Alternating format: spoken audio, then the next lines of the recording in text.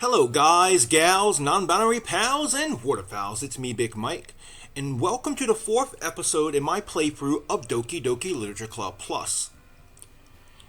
And if you're new to Doki Doki Literature Club, we're in the second half of the game, and this is where things get weird, or they start to get weird. So things are going to kind of start over in a sense, but it's going to start over in kind of an uncanny valley sort of way. But we'll get to that in a few minutes. But before I continue on, I want to throw up a disclaimer here. Well, two disclaimers really. First, the most important one is that if you have issues with hearing talk of suicide or depression, you might want to skip this video. And you might want to skip this playthrough series because those themes deal heavily in this game. I'm going to talk about it a bit when I do my recap of the previous episode, and it's hard to talk about if it's going to actually appear in the gameplay today, because the second half of this game is very random. There are things that happen at random, and so you can play the second half of the game several different times. In each experience, you're going to see different things. So it's really hard to say. Just to play it safe, just kind of keep it in mind that you may see something like that in this game, in this video. So if that's not for you, I completely understand. Check out one of my other videos. Secondly, the second disclaimer I want to throw up here is this is not my first playthrough. I attempted to record this episode yesterday, but unfortunately due to some hard drive issues, I got 75% through my gameplay video yesterday, and my hard drive decided that it was full, and so I'm going to have to restart over in this video. So I'm not going into this one as blind as in my previous ones. But given the nature of the second half of the game, you're never completely unblind to what's going to happen. So with those disclaimers out of the way, I'm going to do a quick recap of what happened in the previous episode, and then I'm going to do some house cleaning. I want to talk about some house cleaning stuff in regards to this series, and then we'll jump into the gameplay. So first, if you didn't see the previous episode, we continued on with our preparations. The Literature Club continued on with its preparations of holding an event for the festival that's coming up pretty soon. Or I guess it's already happened by this point.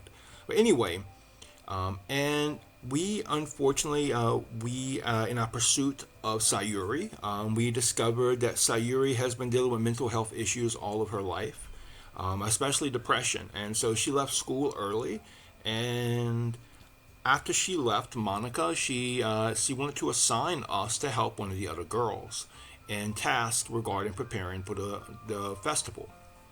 And so we ended up going with Yuri, and Yuri decided to invite herself over to our house to work on it.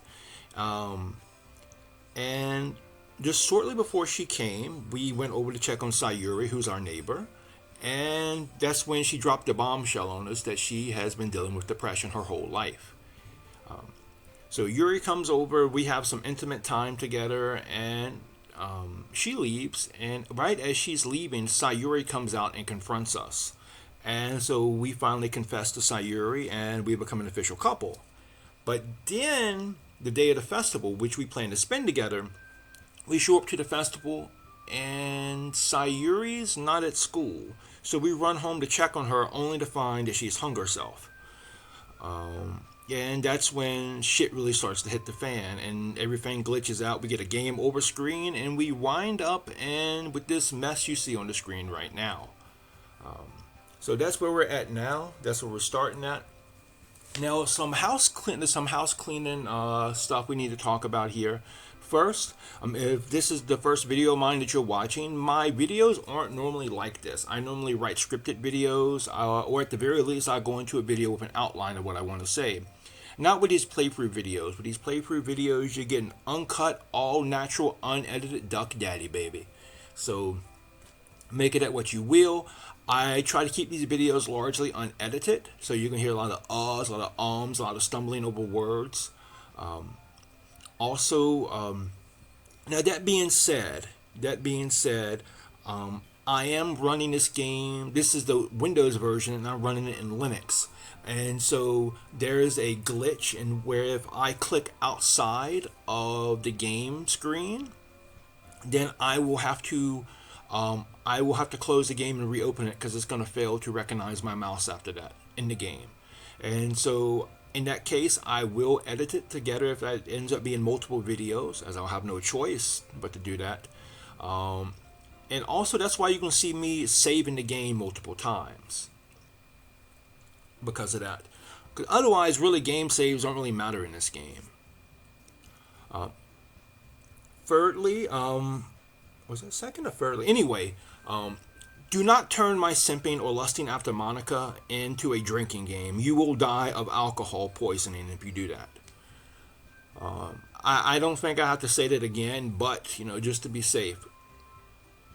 Oh, and lastly, I think this is it. I think this is the last thing I want to bring up is we're not just going to be playing through the main game, but after I'm done with my game, my playthrough in this episode, we're going to check out some of the things that we've unlocked in the operating system portion of Doki Doki Literature Club Plus.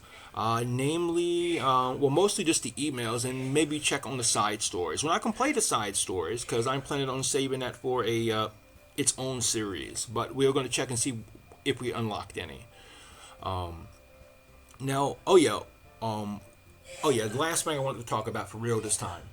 So I don't trust me when I give an estimation of time, either in regards to this video or in regards to this series as a whole.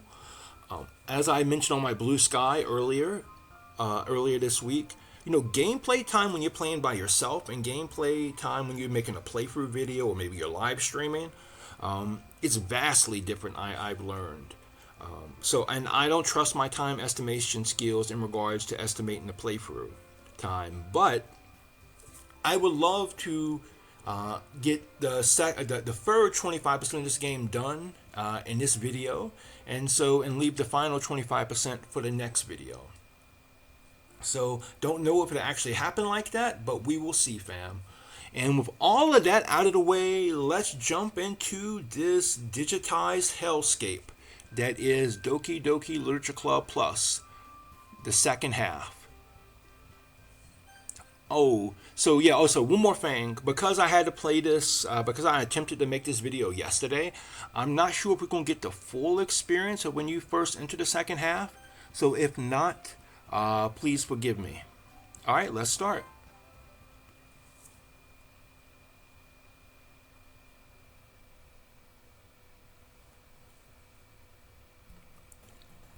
It's an ordinary school day like any other. Mornings are usually the worst, being surrounded by couples and friend groups walking to school together. Meanwhile, I've always walked to school alone. I've always tell myself it's about the time I meet some girls or something like that. But I have no motivation to join any clubs. I'm perfectly content just getting by on the average while spending my free time on games and anime. I mean, dude got his priorities in order, You gotta respect that. There's always the anime club, but it's not like there would be any girls in it anyway. Oh shit, dude is throwing shade at himself. You know what? I like that. I can respect that. As somebody who makes a lot of jokes about themselves, I can respect that. Also, as somebody who's in many fandoms, I can definitely respect it as well. As a member of the Sonic community, the Sonic fan community, one of the biggest groups I love shitting on is the Sonic fan community. Well, not the Sonic fan community, but the Sonic community as a whole. Also, it's something I took from Kevin Smith. Kevin Smith, he kind of makes a second career out of joking about himself. So, anyway. The school day is as ordinary as ever, and it's over before I know it. After I pack up my things, I stare blankly at the wall, looking for an ounce of motivation. Clubs. There really aren't any that interest me. Besides, most of them would probably be way too demanding for me to want to deal with. I guess I have no choice but to sit with the anime club. I'm sorry, I guess I have no choice but to start with the anime club. Big Mike? I wonder who that could be. Oh, Monica? There she is. Monica, Monica, Monica. Just Monica. I don't care what happened in the first half of the game. She's still the best girl. Hands down, she's the best.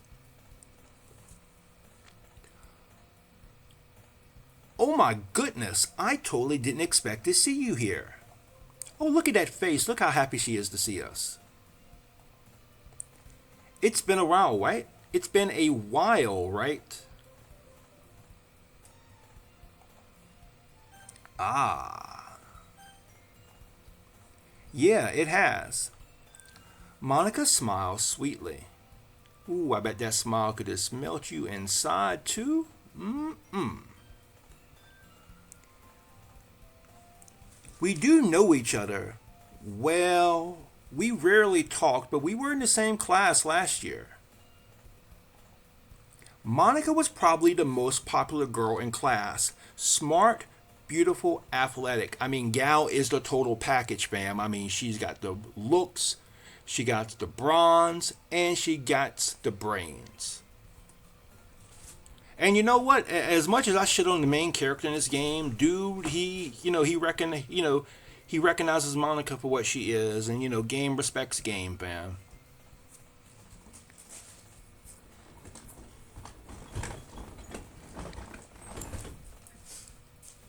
Basically, completely out of my league.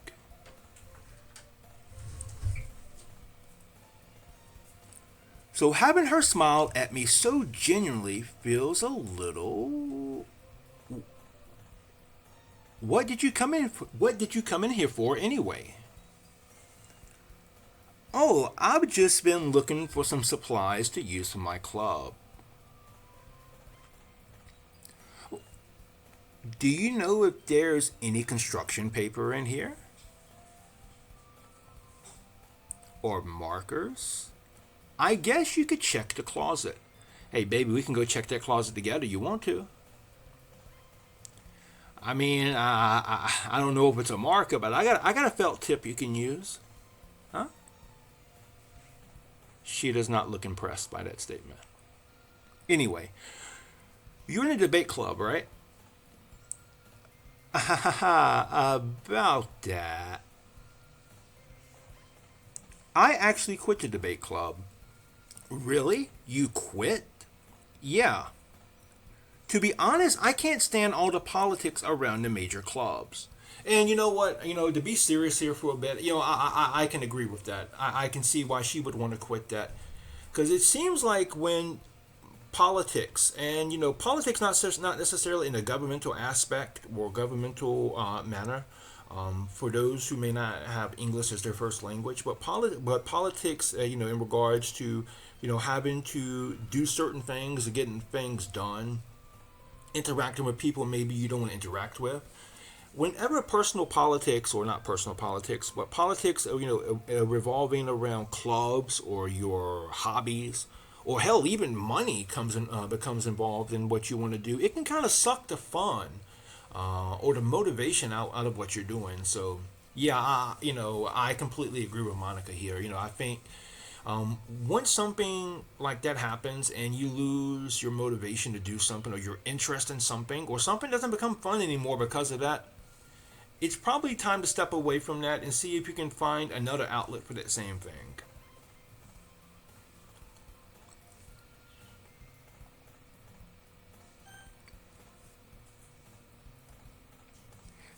It feels like nothing but arguing about the budget and publicity and how to prepare for events. I'd much rather take something personally. I much rather take something I personally enjoy and make something special out of it. Hey, cannot argue with that.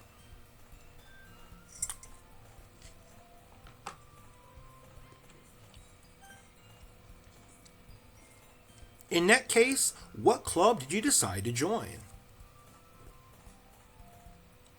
Actually, I'm starting a new one. Excuse me. Actually, I'm starting a new one. I love that face of hers, fam. I really, really love it when she has that bright ass smile on her face. Oh my god.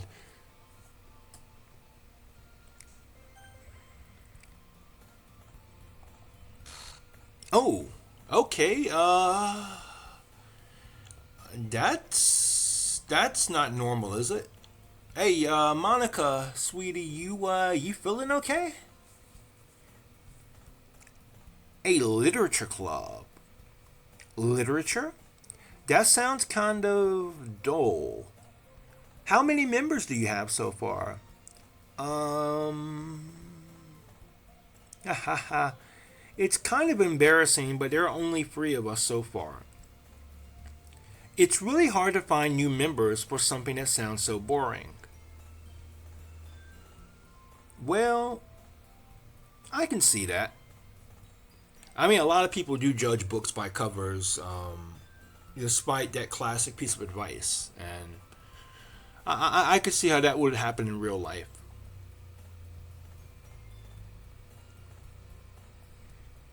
But it's really not boring at all, you know. Literature can be anything: reading, writing, poetry. I mean, one of my members even keeps her manga collection in the club room. Wait, really? Yeah, it's funny, right? She always insists that manga is literature too. Huh. I wonder who she could be talking about. I wonder.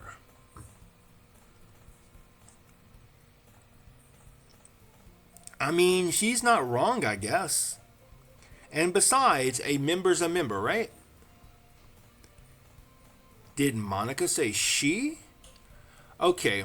All right. So this is interesting here. This is interesting because dude earlier we saw he was throwing shade at anime and manga and video game fans as being, unpopular virgin dudes who can't get girls. But he's seeing now that with the subtle hint that this person is a girl, that maybe his worldview isn't so correct.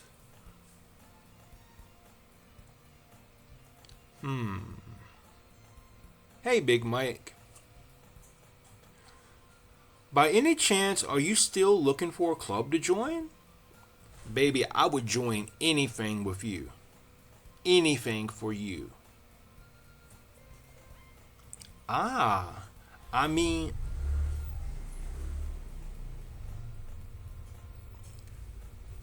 I guess so, but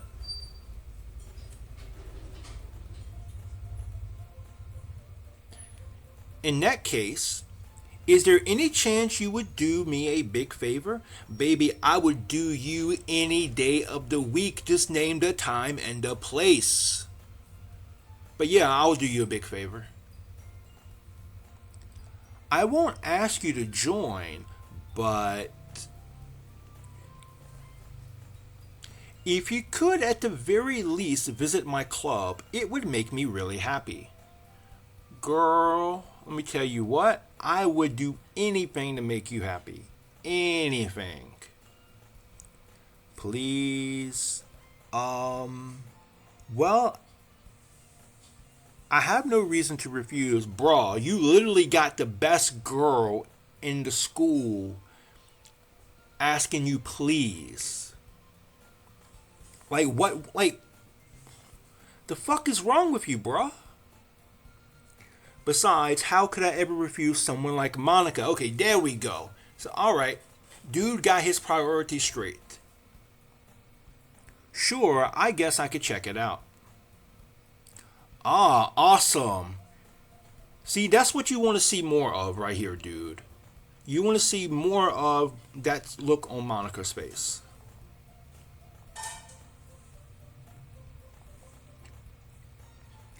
You're really sweet, Big Mike. You know that? Oh, well, I try my best. I really do. It's nothing really. Shall we go then? I'll look for the materials another time. You're more important. Oh, I'm more important? I'm more important to Monica? Oh. Oh.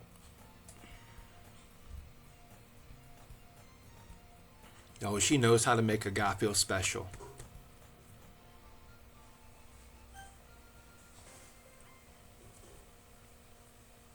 And thus today marks the day I sold my soul to Monica and her irresistible smile.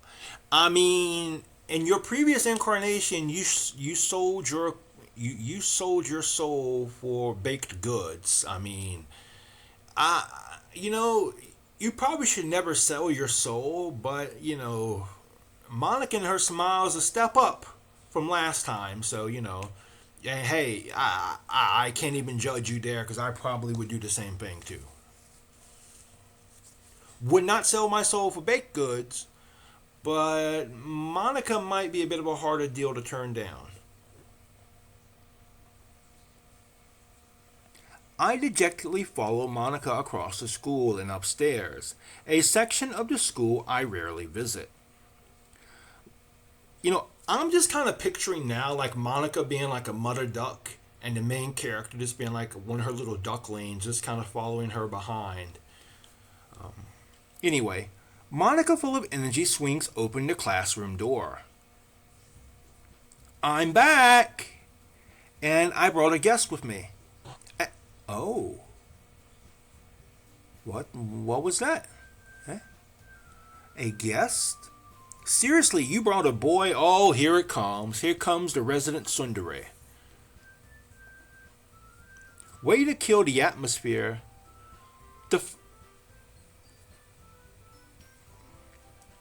Don't be so mean, Natsuki.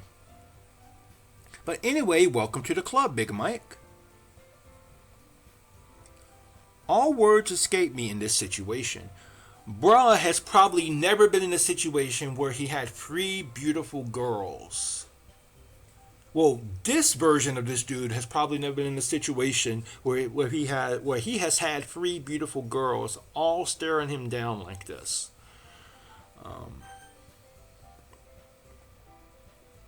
This club is full of incredibly cute girls. So let me guess. You're Monica's boyfriend, right? Hey, I'm not, but, I'm not opposed to that idea. And in fact, I am the opposite of being opposed. If only we had a word in English that mean the opposite of being opposed to something. What? No, I'm not. Natsuki. The girl with the sour attitude, whose name is apparently Natsuki, is one I don't quite recognize. Her small figure makes her look like a first-year student, and she might be a first-year student, or there might be something else there behind that.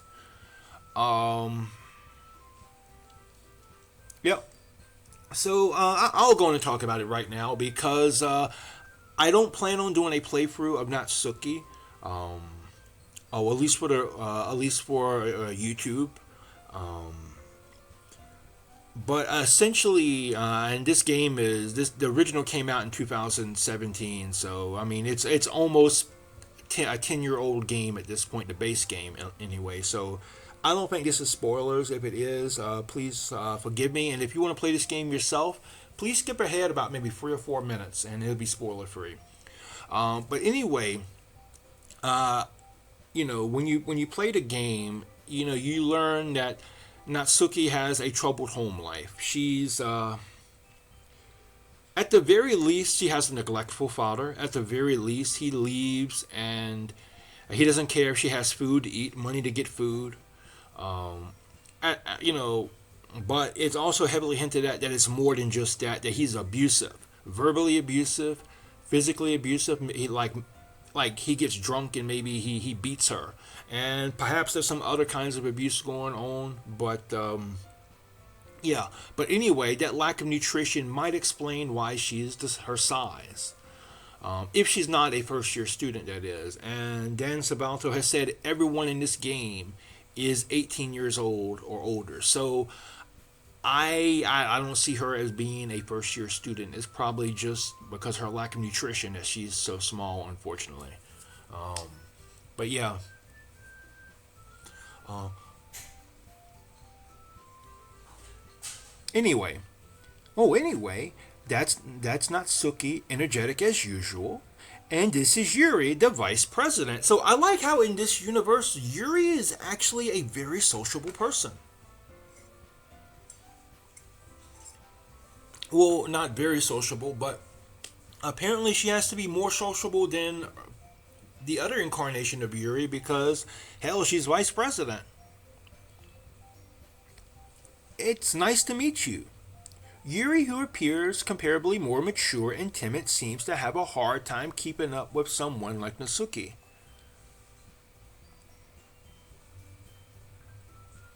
Yeah, it's nice to meet. It's nice to meet both of you. So, I ran into Big Mike in a classroom, and he decided to come check out the club. Yep. Isn't that great? Wait, Monica, didn't I tell you to let me know in advance before you brought anyone new? I was going to, well, what were you going to do, huh? What were you going to do, Miss Sundere? I mean, if you were going to make cookies or cupcakes, I won't be opposed to that.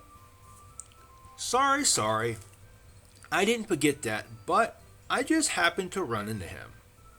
In that case, I should at least make some tea, right? Yeah, that would be great. Why don't you come sit down, Big Mike? Or you can come sit down, baby. You can use me for a chair. Anyway, the girls have a few desks arranged to form a table. Yuri walks to the corner of the room and opens the closet.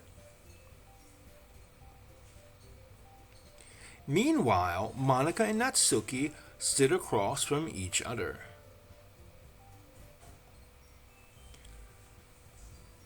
Still feeling awkward, I take a seat next to Monica. So, I know you didn't really plan on coming here, but we'll make sure you feel at home, okay? As president of the Literature Club, it's my duty to make the club an exciting. I'm sorry. As president of the Literature Club, it's my duty to make the club fun and exciting for everyone. I'm surprised there aren't more people in the club yet. It must be hard to start a new club. You could put it that way. Not many people are very interested in putting out all the effort to start meeting people.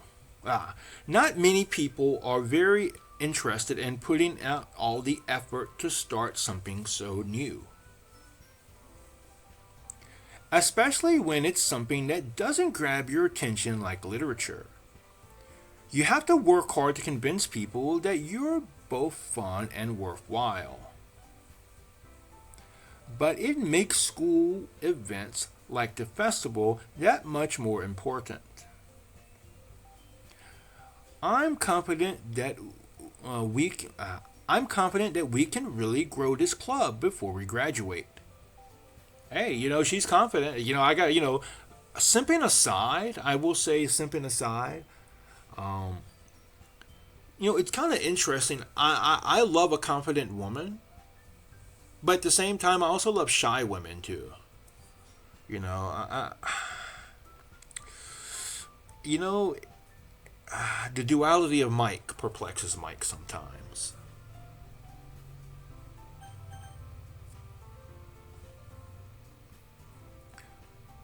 Right, Natsuki? Well, I guess. Natsuki reluctantly agrees. Such different girls, all interested in the same goal. Monica must have worked really hard just to find these two. Yuri returned to the table carrying a tea set. She carefully places a teacup in front of each of us before setting down the teapot into the middle. You keep a whole tea set in this classroom? Oh, don't worry, the teachers gave us permission. You know, what's really interesting is that I didn't think about this so much in the first half of the game, but I think tea, especially Japanese tea, a Japanese tea set goes really well with Yuri. So yeah, I mean, I've never been to Japan, though I have spent about 14 years in Asia. But for one Christmas, my mother bought me a Japanese tea set because well, I used to love tea back in the States, especially green tea. Coffee's more my jam now, but anyway, it was a very intricate and elegant set that my mother had bought me. And I have no point of reference to compare it with. If it's anything like your standard Japanese tea set, then I can definitely see why something like that would be up Yuri's alley. If we learned anything from the first half of the game, Yuri loves both intricate and elegant things. Much like herself, actually. I think it's probably a very good compliment to who she is as a character. After all, doesn't a hot cup of tea help you enjoy a good book? I guess. And don't let yourself get intimidated. Yuri's just trying to impress you. That's not insulted. Yuri turns away. I meant that, you know. I believe you. Well, tea and reading might not be a pastime for me, but I at least enjoy tea. Well, I'm glad. Yuri faintly smiles to herself in relief. So, Big Mike, what kinds of things do you like to read?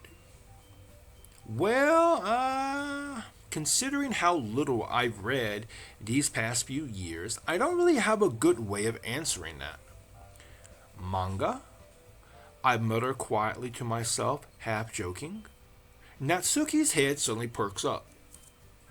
Alright, so now what I like here is I love how there's this building connection here. Like Natsuki, she puts up her walls, not only as a tsundere normally does, but as somebody from her abusive background would. But despite that, she seems like she's open to connections, especially building connections with people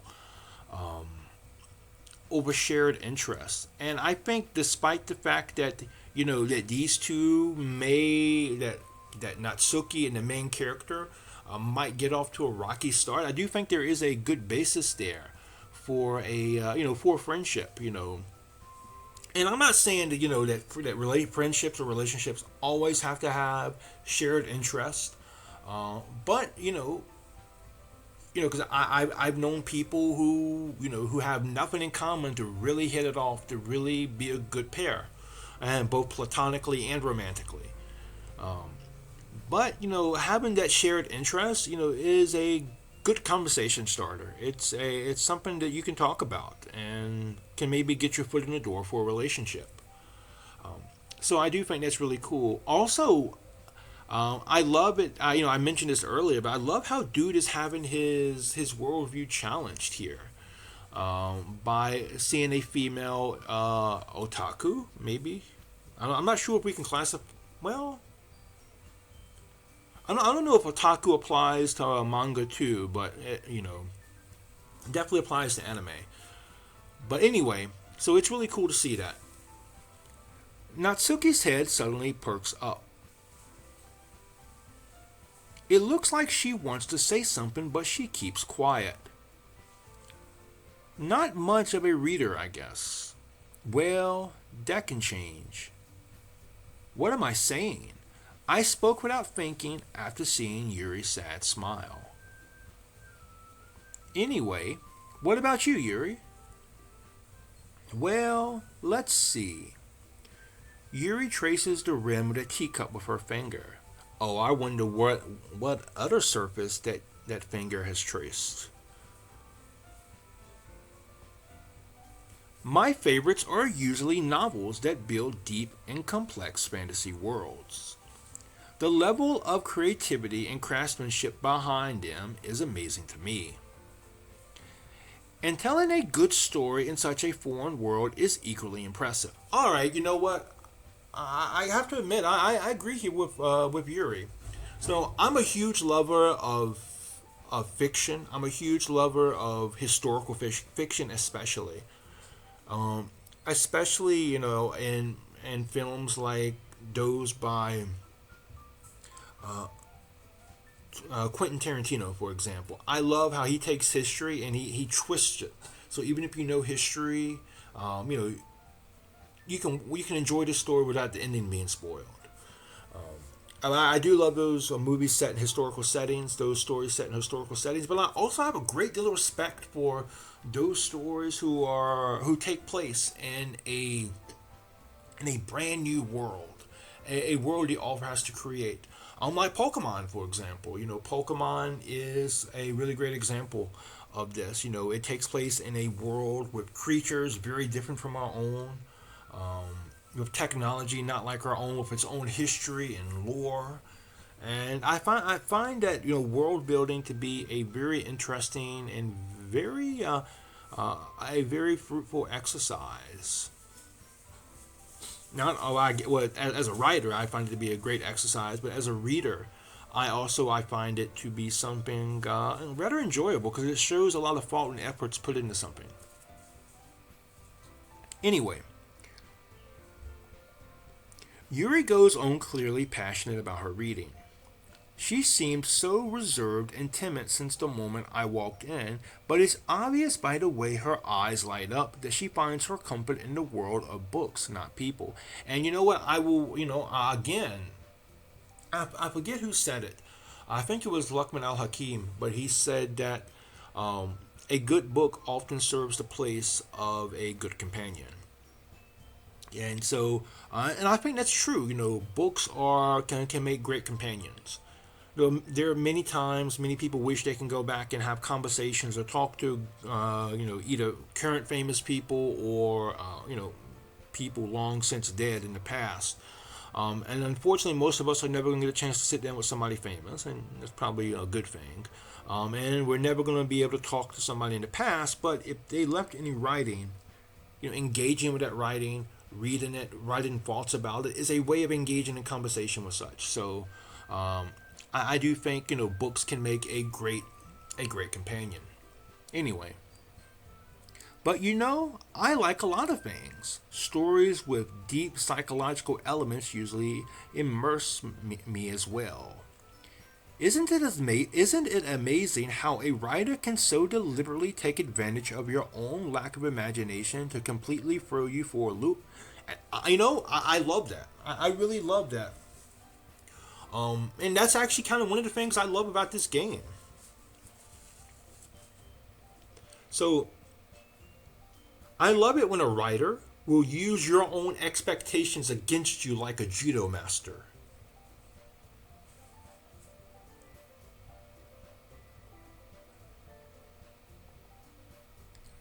I read a horror book once.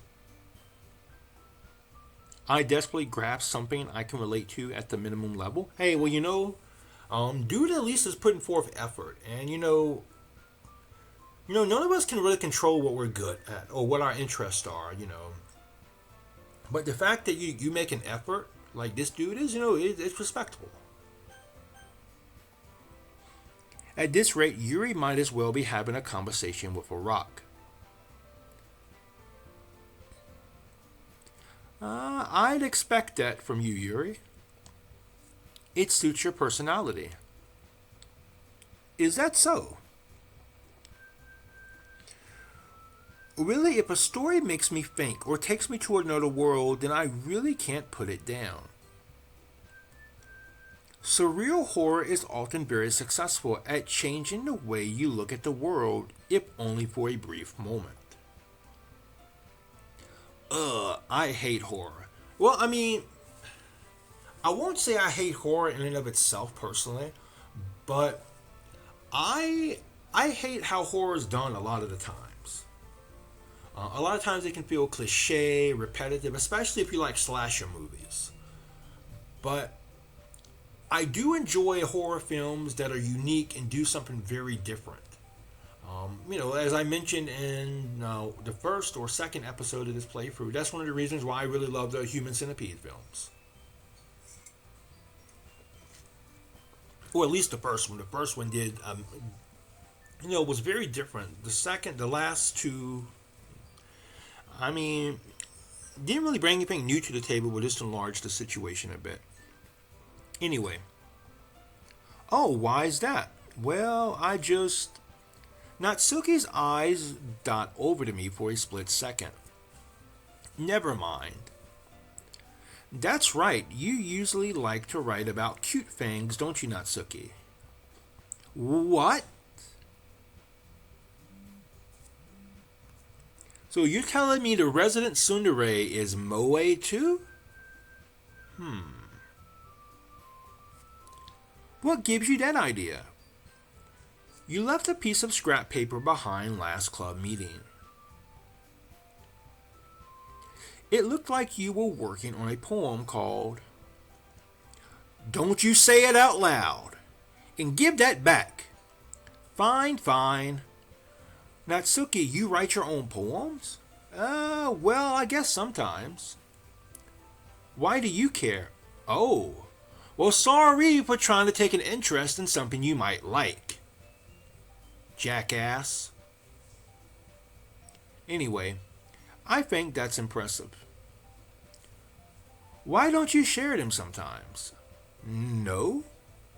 Natsuki averts her eyes. You wouldn't like them. Not a very confident writer yet. Well, I understand how Natsuki feels. Sharing that level of writing takes more than just confidence. The truest form of writing is writing to oneself. You must be willing to open up to your readers, exposing your vulnerabilities and showing even the deepest reaches of your heart. Hey, that's true. That's true. It takes a much higher level of confidence to write something and share your writing with someone than it does to talk to somebody.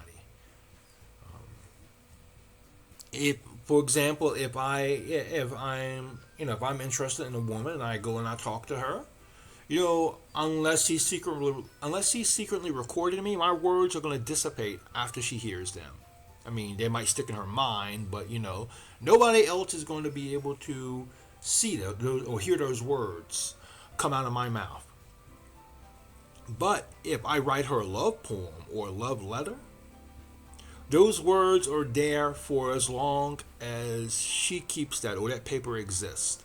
And so anybody can come along and see that and see, me express myself in that truest form.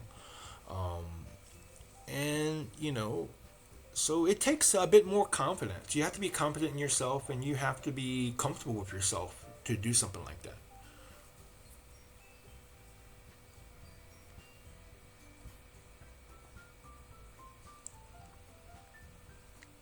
Do you have writing experience too, Yuri?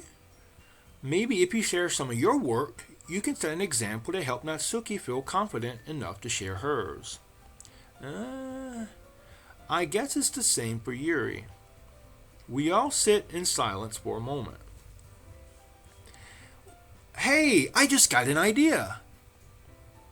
How about this? Natsuki and Yuri look quizzically at Monica. Let's all go home and write a poem of our own.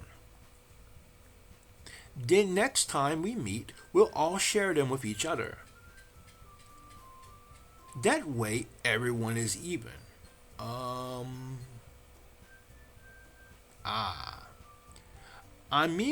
I thought it was a good idea. Well, I think you're right, Monica. We should probably start finding activities for all of us to participate in together. I did decide to take on the responsibility of vice president after all. I need to do my best to nurture the club as well as its members. Besides, now that we have a new member, it seems like a good step for us to take. Do you agree as well, Big Mike? Hold on. There's still one problem. Oh, here it comes. What's that? Now that we reached the most important topic, I bluntly come forth with what's been on my mind the entire time. I never said I would join this club. Monica may have convinced me to stop by, but I never made any decision. I still have other clubs to look at, and see, this is probably the lowest point in this game for me when in regards to the main character. Um, like things are going well, and dude just kind of he almost fumbles the bag here, fam. I mean, and you might say, well, Michael, because I mean, obviously that's my name. My name is Big Mike. Um, so I'm not doxing myself because oh my God, his name is Michael. Who would have guessed? Michael comes from Big Mike. Ooh, or Big Mike comes from Michael. Um, and that's gonna be an obvious point of reference in the next episode probably. Um, but point is, the point I wanted to talk about here is that but you might say, well, Michael, what if he? How could this be worse than what happened with Sayuri's suicide? And it's just like, well, for me, I feel like in that situation, dude did the best he could. Especially for a young person, he did the best he could, and he was. And the way the game is set up, dude is in a catch 22. There's no way out of that situation successfully. So I don't blame him for that at all. I have no I put no fault on him for that. Um, but this very much is something that did not need to happen right here. This could have been avoided. Everybody was having a good time, and then he brings this up. So I lose my train of thought. All these girls stare back at me with dejected eyes. Well, yeah, no shit, bro. Everything was going good. The vibes were going good, and then you had to rain on their parade. Um, but I'm sorry. I thought, uh, the girls exchange glances before Monica turns back to me.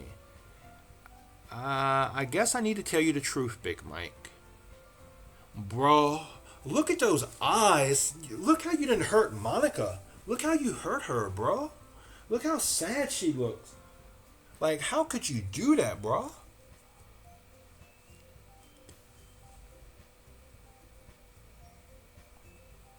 The thing is, we don't have enough members yet to form an official club.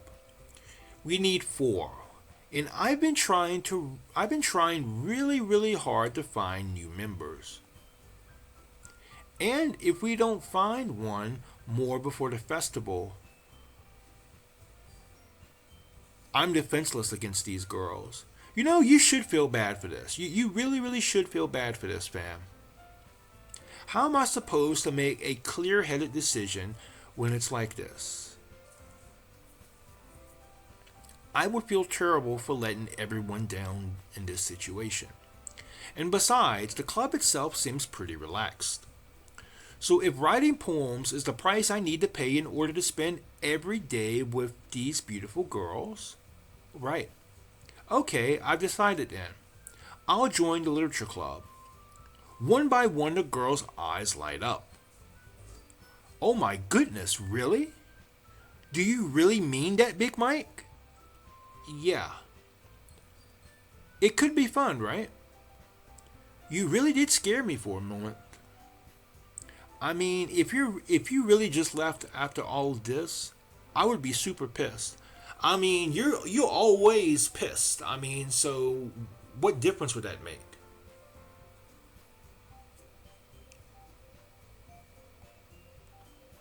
Big Mike, I'm so happy. Oh, baby, I would do anything to make you happy. Anything.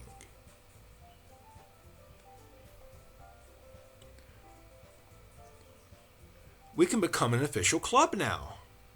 Thank you so much for this. You're really amazing. Oh, Monica said we're amazing.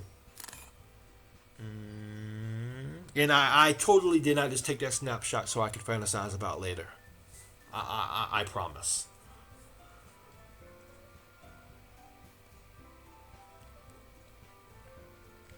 I'll do everything I can to give you a great time, okay?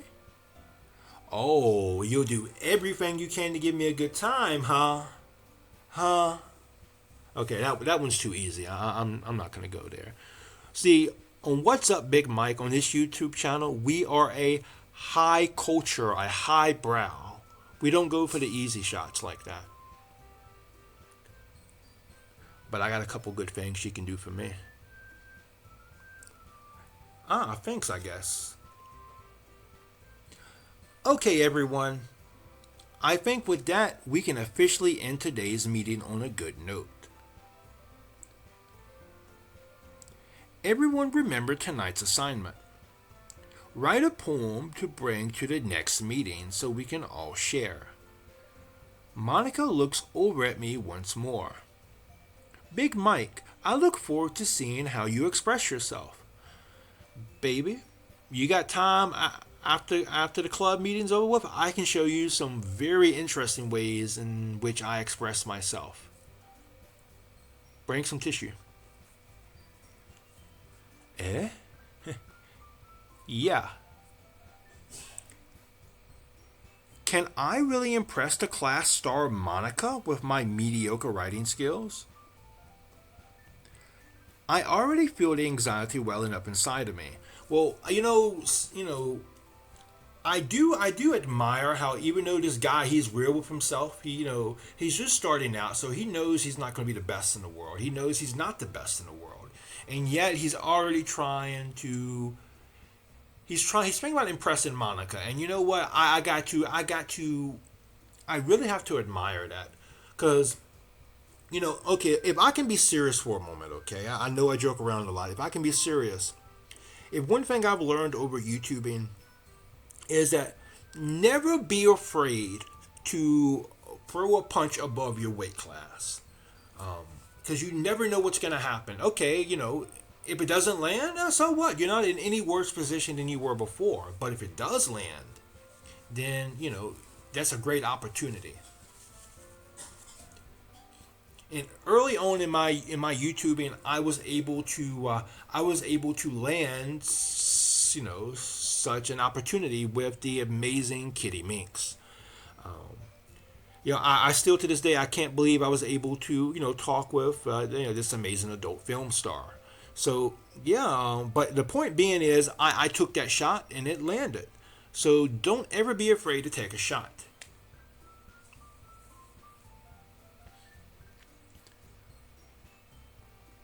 Meanwhile, the girls continue to chit-chat as Yuri cleans up the tea set. I guess I'll be on my way then. Okay, I'll see you tomorrow then. I can't wait. With that, I depart the club room and make my way home. The whole way, my mind wanders back and forth between the three girls. Natsuki, Yuri, and of course, Monica. Will I really be happy spending every day after school in a literature club? Perhaps I'll have the chance to grow closer to one of these girls. Alright, I just need to make the most out of my circumstances, and I'm sure good fortune will find me. And I guess that starts with writing a poem tonight. And here we are going to save our game first.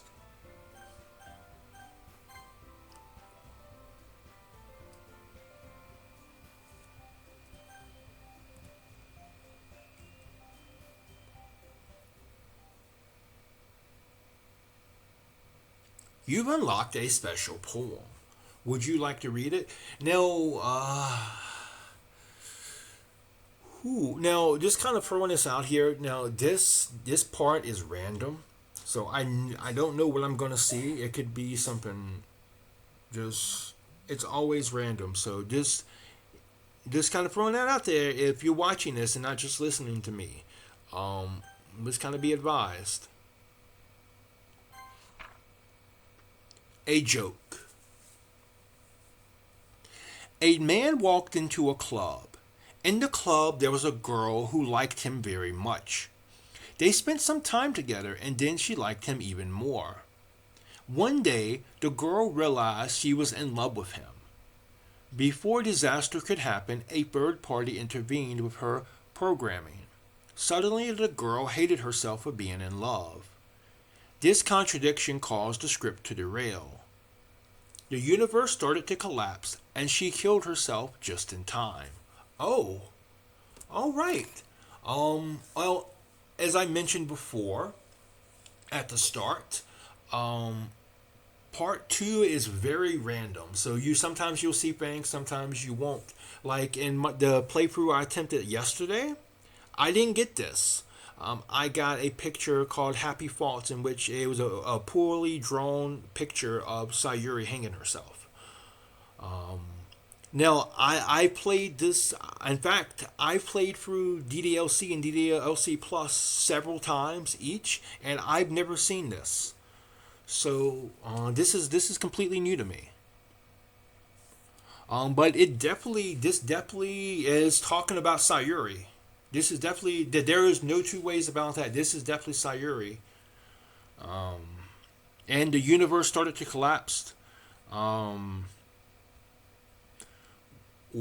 the script derailing is definitely what happened at the end of the last episode and the start of this episode. So yeah.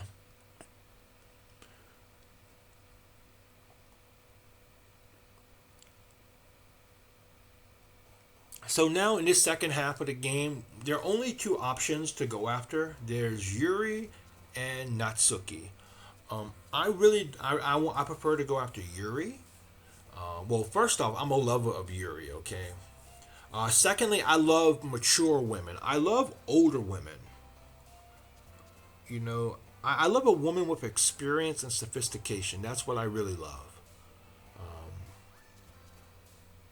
In some regards. So we're going after Yuri this time. Let's see. Let's try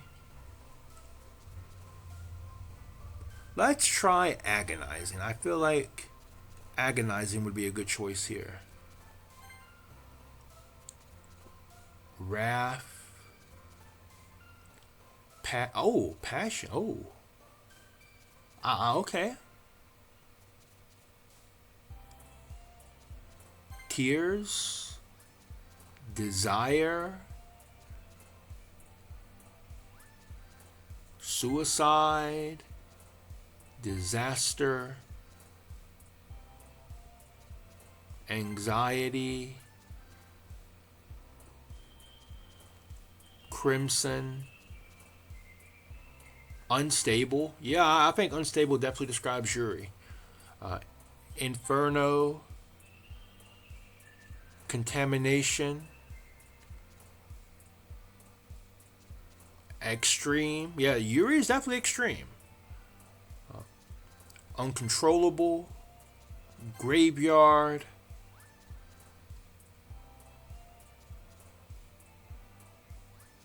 Determination. Melancholy. Philosophy.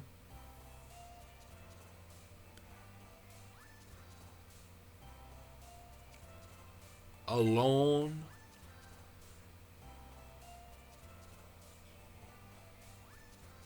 Fantasy. Oh! Okay. That's something. Hi again, Big Mike. Glad to see you didn't run away on us. Ha ha ha. Oh, baby, I would never run away from you. Nah, don't worry. This might be a little strange for me, but at least I keep my word. Well, I'm back at the literature club. I was the last to come in, so everyone else is already hanging out. Oh. Oh, you feeling okay there, Yuri? You are. It looks like you had a little missing ink, little missing no on your face. I mean, it's gone now, but anyway, thanks for keeping your promise, Big Mike. And you know what? Dude is young, but he has integrity. He makes a promise, and even if it's something he's not very thrilled about, he keeps it. And I respect that. I respect a man of integrity.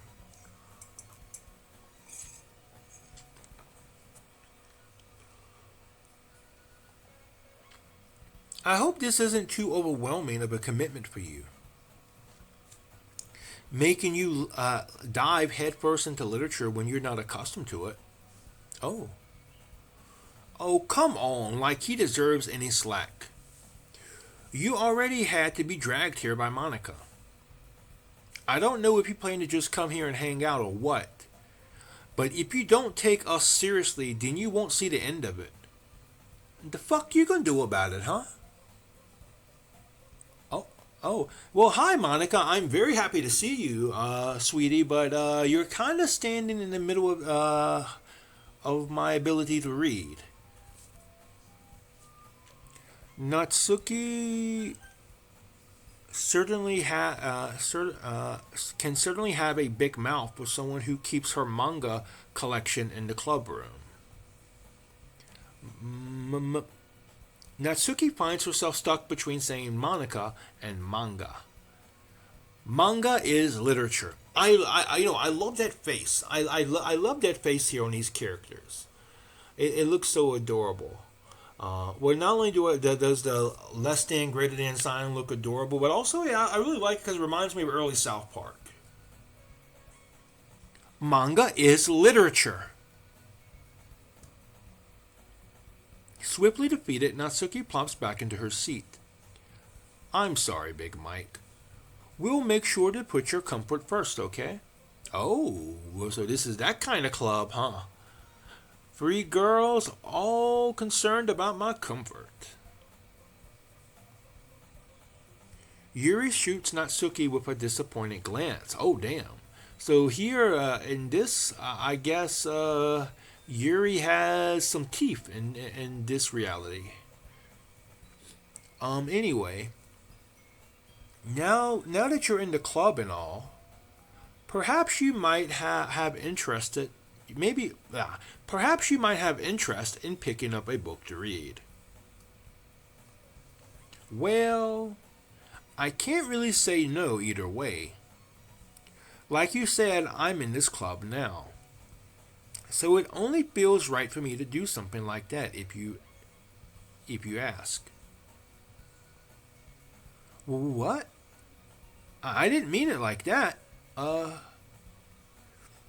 If you don't really want to, then forget I said anything, I guess.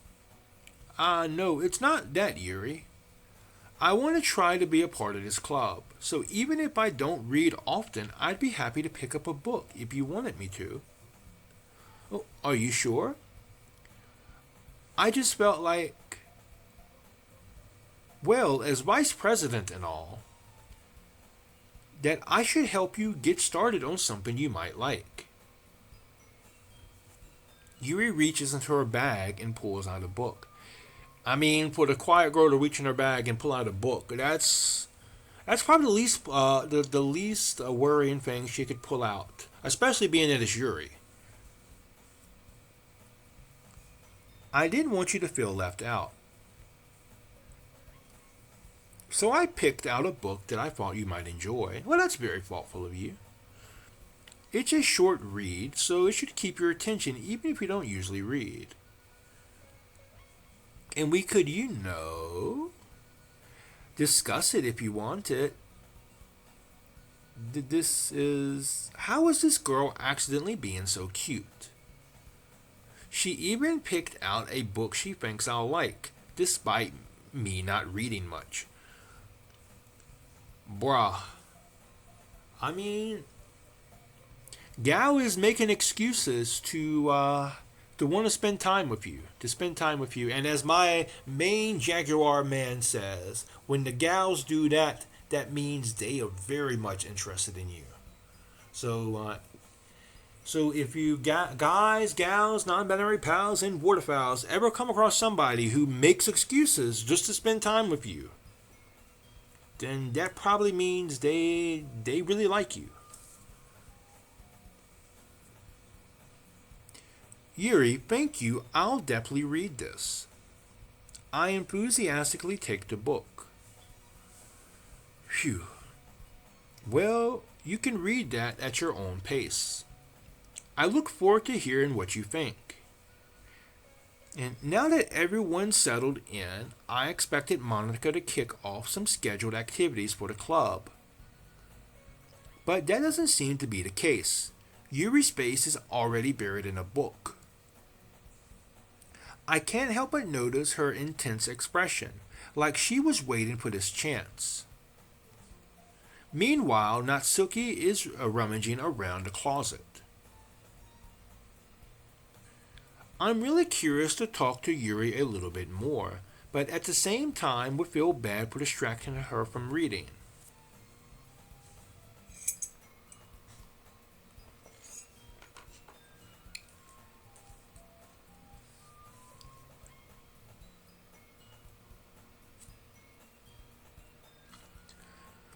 I catch a glimpse of the cover of her book.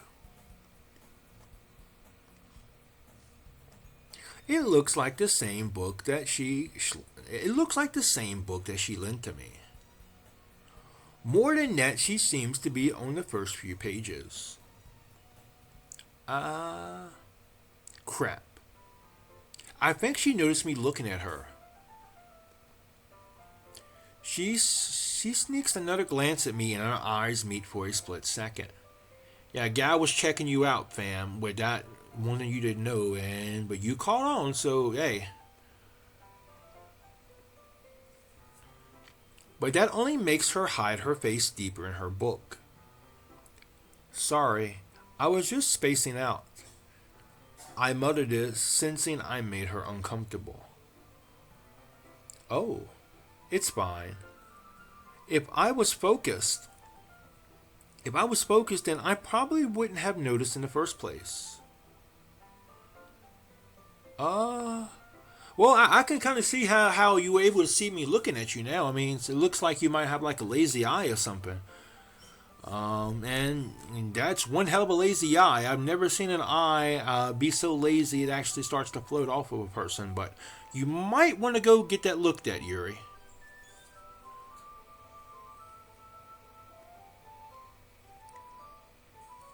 That's the book that you gave me, right?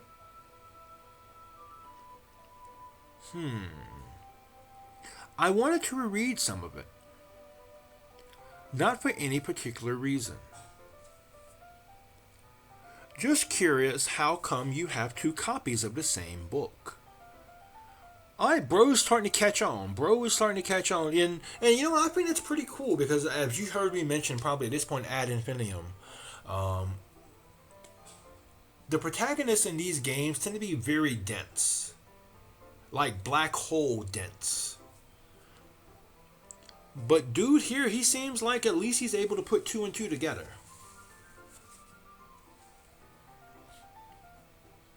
Ah. Well, when I stopped at the bookstore yesterday... that's not what I meant. I mean, I just happened to buy two of them. I see. There's something fairly obvious here that Yuri isn't telling me, but I decided to let it go. I'll definitely start reading it soon. I'm glad to hear. Once it starts to pick up, you might have a hard time putting it down. It's a very engaging, relatable story. A very engaging, relatable story, huh? Is that so? What's the story about, anyway? Well, I look at the cover of the book. The book is titled Portrait of Markov, and damn, that sounds kind of Russian. There's an ominous looking eye symbol on the front cover. Basically, it's about this religious camp that was turned into a human experiment prison. And people trapped there have this trait that turns them into killing machines that lust for blood. So relatable and engaging, huh? That's what you find relatable and engaging? Bruh, I mean, okay. The crazy ones have that fire kitty, okay? I mean, the best sex you're gonna have in your life is with the crazy ones, but you're gonna pay a price for that. There's a very steep admittance fee to that situation. So you might want to think with your big head and not your little head if you ever find yourself in this situation. And again, I know I talk about him a lot, but damn, he is just so full of wisdom. But my favorite Jaguar man, Zarkon, he made a good point. The dick is not a reliable narrator. Okay, so do not trust your dick, especially when dealing with this level of crazy. Anyway, but the facility gets even worse when they start selectively breeding people by cutting off their limbs and affixing them to. And again, this is relatable and engaging to you? Oh, that might be a little bit of a spoiler. Huh.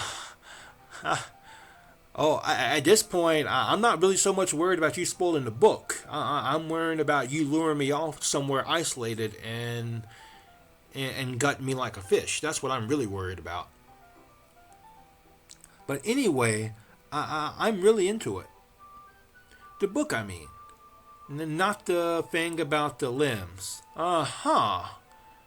But didn't you just say that you found this book engaging and relatable? That's kind of dark, isn't it? Yuri made it sound like it was going to be a nice story, so that dark turn came from nowhere. Ah. Are you not a fan of that sort of thing, Big Mike? No, it's not that. I mean, I can definitely enjoy these kinds of stories, so don't worry. I hope so. I mean, I totally forgot that this.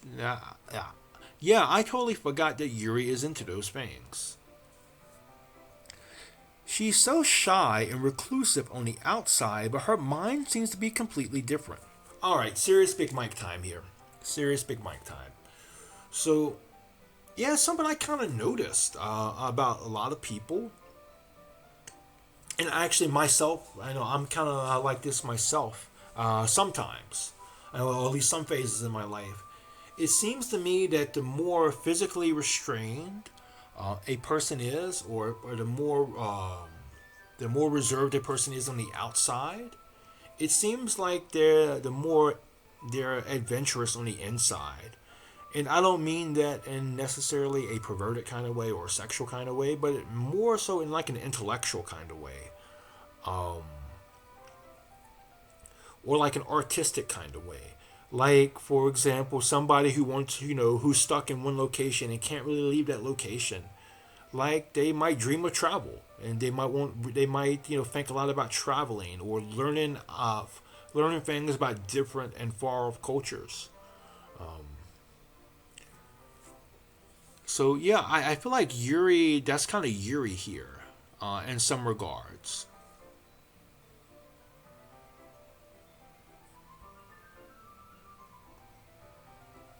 It's just that this kind of story, it's the kind that challenges you to look at life from a strange new perspective. When horrible things happen, not just because someone wanted to be evil, but because the world is full of horrible people and we're all worthless anyway. Oh, okay. Uh, listen here. Listen here, Miss Nihilist. Not everybody sees the world like that. The world is full of beauty. Um, so yeah. Then suddenly, oh, okay, what the fuck happened there? Uh, I'm rambling, aren't I? Not again. I'm sorry. Hey, don't apologize. I haven't lost interest or anything. Well, I guess it's alright then. But I feel like I should let you know. But I feel like I should let you know that I have this problem. When I let things like books and writing fill my faults, my whole body gets. Oh, I couldn't even finish reading that. I kind of forget that people, I kind of forget to pay attention to other people. So I feel like when the text gets dark and it goes really fast, I feel like either one or two things are happening. Either A, she's lusting after us some kind of hard, and that's a possibility. Excuse me, as fucked up as Yuri can be, that is a real possibility. Or secondly, she has a bloodlust and she's lusting after us in a very different way.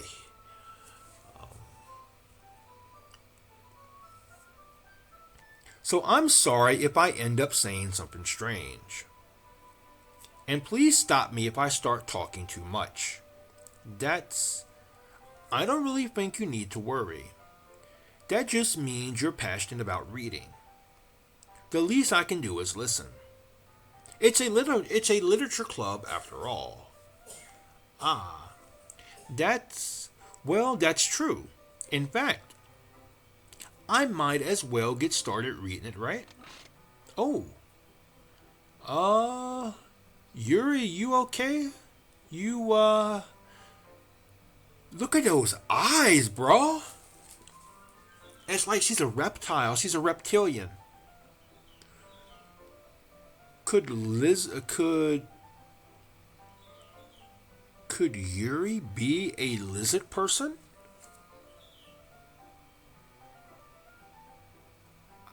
I mean, you don't have to, but what are you saying? Let me just get that book. I quickly retrieved the book that I had put into my bag. All right, it's fine if I sit here, right? I slip into the seat next to Yuri's. Ah. Yeah. Are you sure? You seem a little apprehensive. That's. I'm sorry. It's not that I don't want you to. It's just that something I'm not very used to.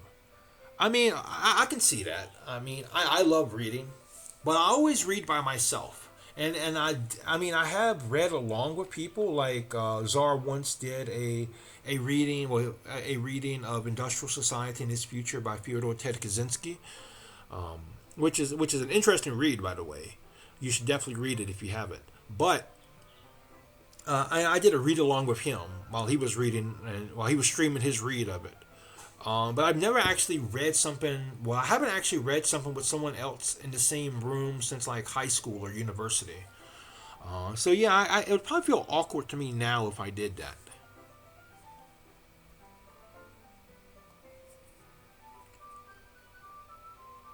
That is reading in a company. That is reading in company with someone. I see. Well, just tell me if I end up distracting you or anything. All right. I open the book and start the prologue. I soon understand what Yuri means about reading in company. It's as if I can feel her presence over my shoulders as I read. It's not a particularly bad thing, maybe a little distracting, but the feeling is somewhat comforting. Yuri is in the corner of my eye. I realize that she's not actually looking at her own book. I glance over. It looks like she's reading from my book instead. Sorry, I was just babying and... Oh. Yuri, you really apologize a lot, don't you? I do? I don't really mean to. Sorry. I mean... So here, this should work, right? I slide my desk until it's up against Yuri's, then I hold my book more between the two of them. Ah, I suppose so. Yuri timidly closes her own copy. Once we each lean in a little bit, our shoulders are almost touching. It feels like my left arm is in the way, so instead I use my right hand to hold the book open. I guess that makes it kind of difficult to turn the page. Here. Alright, you know what? She made the excuse, the getting the same book so they can read together so she can spend time with him. Now, whether that's a good thing, like she really wants him, like she likes him, she has a romantic interest in him, or if that's a bad thing and she wants to lure him away to kill him. I guess we'll find out at some point in time. However, what I like is dude picked up on that, and not only did he take her up on that, but he took it a step further and made it so they're closer together. So you know what? Well played, sir. Well played. Yuri takes her left arm and holds the left side of the book between her thumb and forefinger. Ah, I do the same with my right arm on the right side of the book. That way, I turn a page and Yuri slides it under her thumb after it flips to her side. But in holding it like this, we're huddled even closer together than before. I bet this is the first time dude has ever been this close to a woman. And I would not be surprised if after this, dude needs to change his pants. It's actually kind of distracting me. It's as if I can feel the warmth of Yuri's face and she's in the corner of my vision. Are you ready? To turn the page. Sorry. I think I got a bit distracted for a second. I glance over at Yuri's face again and our eyes meet. I don't know how I'll be able to keep up with her. That's okay. You're not as used to reading, right? I don't mind being patient if it takes you a bit longer. It's probably the least I can do, since you've been so patient with me. Yeah, thanks. We continue reading. Yuri no longer asks me if I'm ready to turn the page. Instead, I'm just assuming that she finishes the page before me, so I turn it by my own volition. We continue the first chapter in silence. Even so, turning each page almost feels like an intimate exchange. Bro has definitely creamed his pants by this point. My thumb gently letting go of the page, letting it flutter over to her side as she catches it under her own thumb. Hey Yuri, this might be a silly fault, but the main character kind of reminds me of you a little bit. No, I don't relate to this character at all. Definitely not. Really? I was just thinking of the way she second guesses things, she says, and all of that. That's what you were talking about. Sorry, I thought you meant something else about her.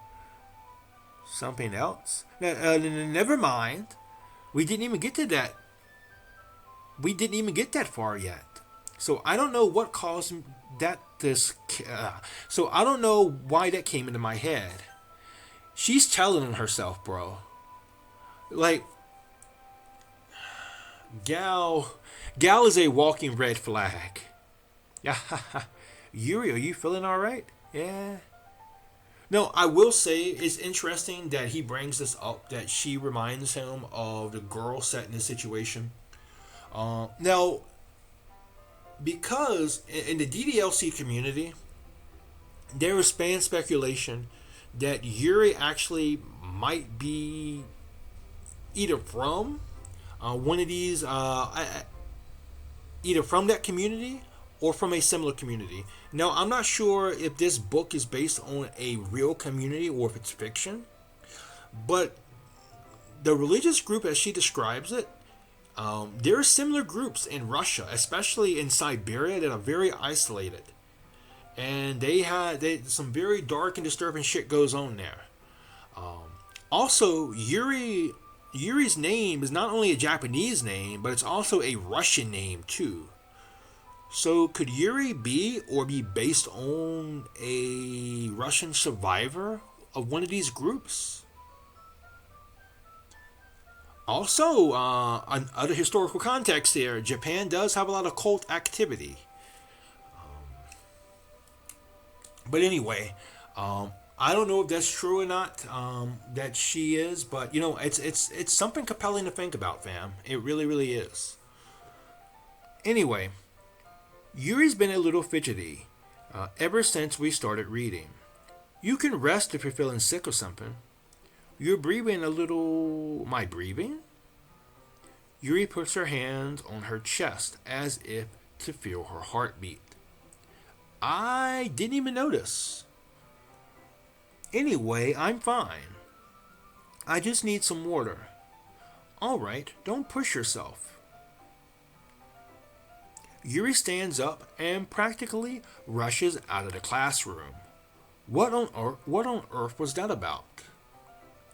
Big Mike. Did something happen just now? Eh? I have no idea. Yuri was acting a little strange, I guessed. So you don't know anything? Sorry, I can't say I do. Are you worried about her? Oh no, not really.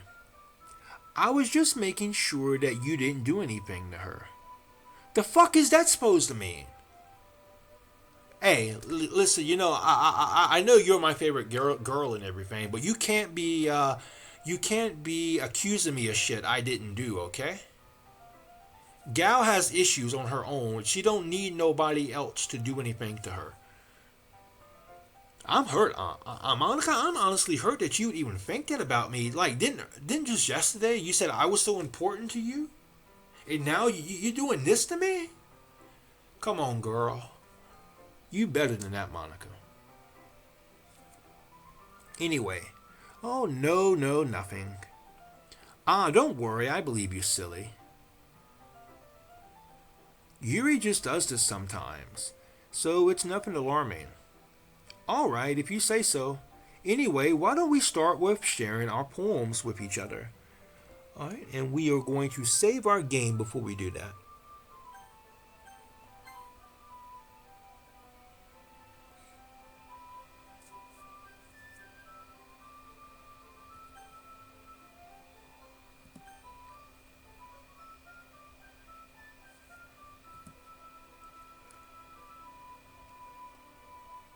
Eh? Shouldn't we wait for Yuri? Well, she might be a while, so I just figured we'd get started without her. Is that okay? Yeah, I was just asking. I stand up. I make a mental note of where I left off in the book, and then I slip it back into my bag. Who should I show my poem to first? Always Monica. Always Monica. I should start with Monica. Yes, you should always start with Monica. Whenever given a choice, always start with Monica. Start with your best foot forward.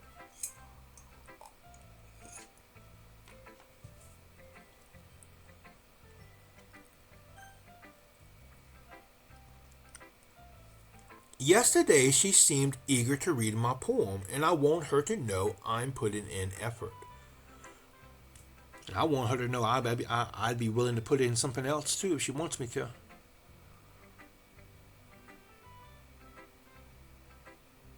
Hi, Big Mike. Look at that face, how she lights up. Oh. Having a good time so far? Yeah. Good, glad to hear it. By the way, since you're new and everything, if you ever have any suggestions for the club, like new activities or things we can do better, I'm always listening. Oh, I bet you are always listening. I made a joke last time, so I'm not going to repeat it because, yeah, I don't want to repeat too much stuff, but yeah. Like how Slender Man is always watching? Well, Monica is always listening. Don't be afraid to bring things up, okay? Alright, I'll keep that in mind. And I'll keep you in mind too, baby. Don't you worry about that. Of course, I'll be afraid to bring things up. I'm much better off just going with the flow until I'm more settled in. Anyway, want to share your poem with me? It's kind of embarrassing, but I guess I have to. Ah ha ha. Don't worry, Big Mike. We're all a little embarrassed today, you know? It's just that sort of barrier that we'll all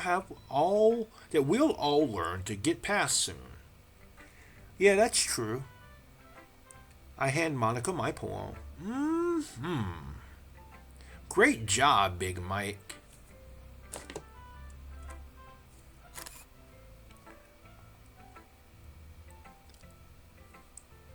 I was going dough in my head while reading it. It's really metaphorical. I'm not sure why, but I didn't expect you to go for something so deep. Baby, I will go deep. I will go deep as I can inside of you if you let me. I guess I underestimated you. I mean, it is a grower. I mean, it happens. It's easy. It's easiest for me to keep everyone's expectations low. That way, it always counts when I put some effort. Ah, that way, it always counts when I put in some effort. That's not very fair. Well, I guess it worked anyway. You know that Yuri likes this kind of writing, right? Writing that's full of imagery and symbolism. Sometimes I feel like Yuri's mind is just totally detached from reality. Amen to that, because God, if you know what's going on in her mind, then you're a better person than I am.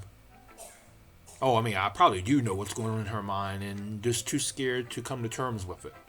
But anyway, I don't mean that like Yuri, I don't mean that like it's a bad thing though. But sometimes I get the impression that she's just totally given up on people. I mean, to be fair, people can be assholes a lot of the times. I can't blame her for that, especially somebody so different and so unique like that. I just imagine, like, well, all right, let's leave aside all the, the horrific shit that might be behind Yuri.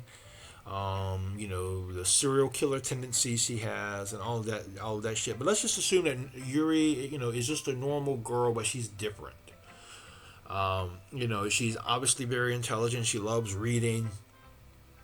But she's very different. And yeah, I can imagine her having a rough time in school because of that. And so her just kind of growing accustomed to that and preferring to be by herself, that's completely understandable.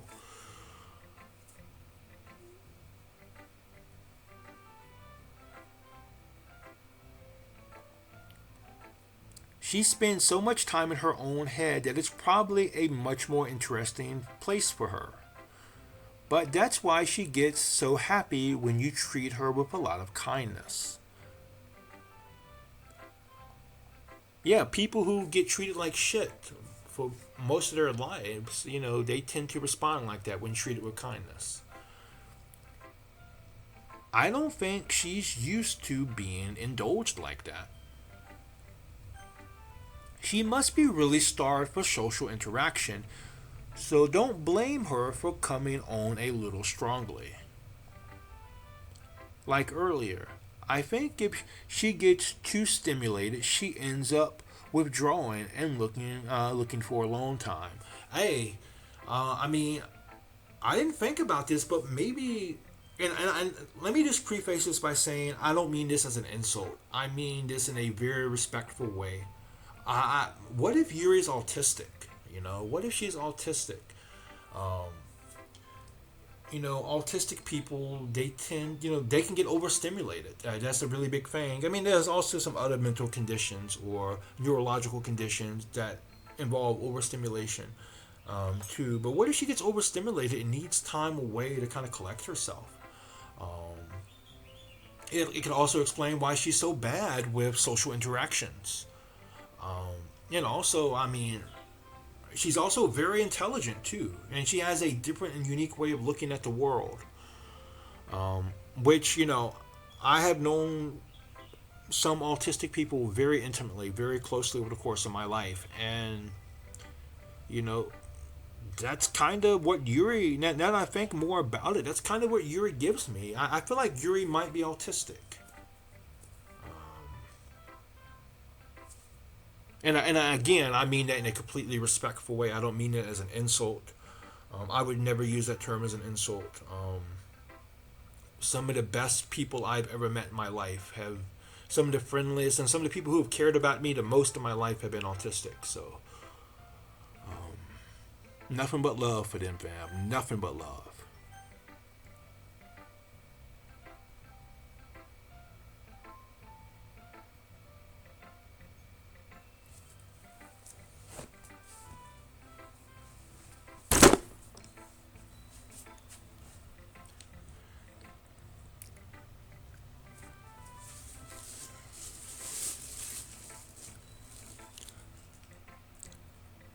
Alright, anyway, let's continue on.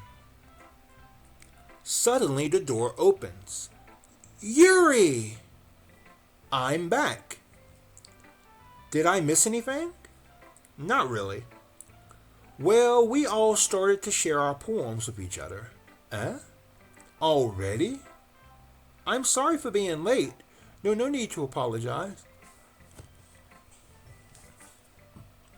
We still have plenty of time, so I'm more glad that you took all the time you needed.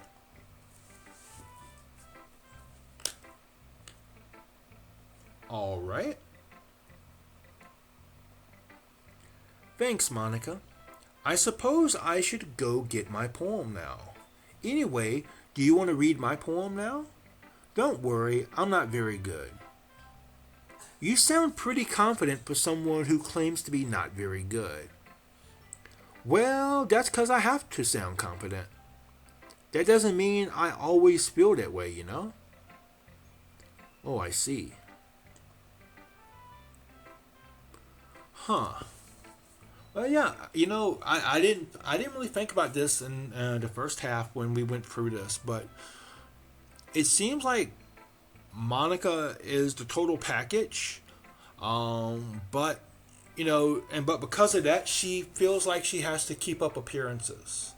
Well, that and she's the club president too. So I feel like maybe if this was a real visual, like not a real visual novel, if this was, a more traditional visual novel, and we got to explore these characters as they are, I feel like Monica would probably struggle showing her vulnerabilities in some regards. At least that's kind of what this line gives me. That's the impression this line gives me. And while this plane passes, because I live close to an airport, I'm gonna take a sip of coffee.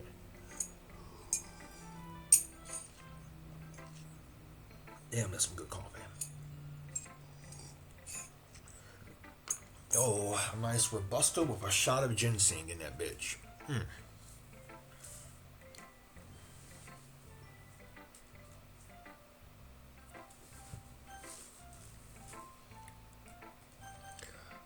Well, let's read it then. Hole in the wall. But he wasn't looking at me. Confused, I frantically glanced at my surroundings. But my burned eyes can no longer see color. Are there others in this room? Are they talking? Or are they simply poems on flat sheets of paper? The sound frantic scrawling plays tricks on my ears. The room begins to crinkle, closing in on me. The air I breathe dissipates before it reaches my lungs. I panic. There must be a way out. It's right there. He's right there. Swallowing my fears, I brandish my pen.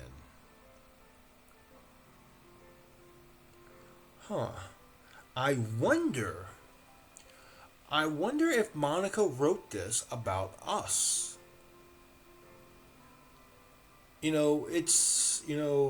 It's heavily hinted at that Monica likes us, that Monica has a fan for us, and it's even more so here in this second half. So I wonder if she wants to talk to us, but maybe for some reason, she can't. Maybe she's nervous, which I doubt because, she's Monica. Um, I don't know. I don't know. So, what do you think?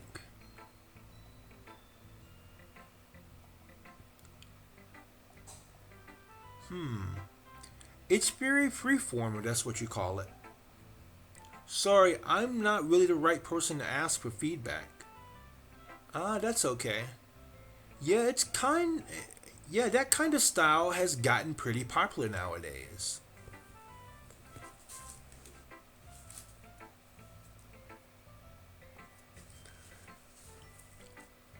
That is, a lot of poems have been putting emphasis on the timing between words and lines.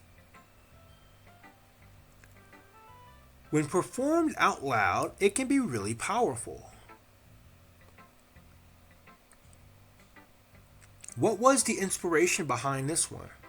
Uh, well, I'm not sure if I know how to put it. I guess you could say that I had some kind of epiphany recently. It has been influencing my poems a bit. An epiphany?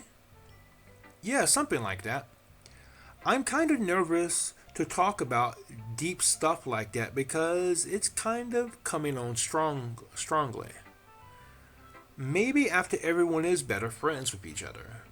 Anyway, here's Monica's writing tip of the day. Sometimes when you're writing a poem or story or your brain gets too fixated on a specific point. If you try so hard to make it perfect, then you'll never make any progress. Just force yourself to get something down on the paper and then tidy it up later. Another way to think about it is this. If you keep your pen in the same spot for too long, you'll just get a big dark puddle of ink. So just move your hand and go with the flow.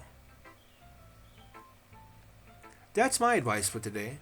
Thanks for listening. Alright, so now let's save our game again.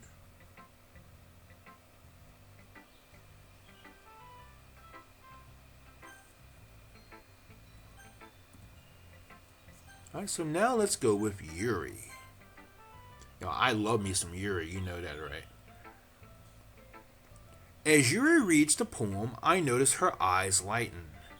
Exceptional! Eh, what was that? Did, did I say that out loud? Yuri first covers her mouth, but then ends up covering her whole face. I, Oh, he's going to hate me. Um. You really didn't do anything wrong, Yuri. Eh? That's. I guess you're right. What am I getting so nervous for? Well, maybe it's because I'm starting to see who you really are through the cracks of your facade. Maybe.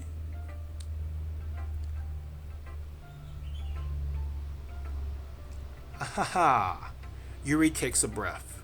So, what kind of writing experience do you have?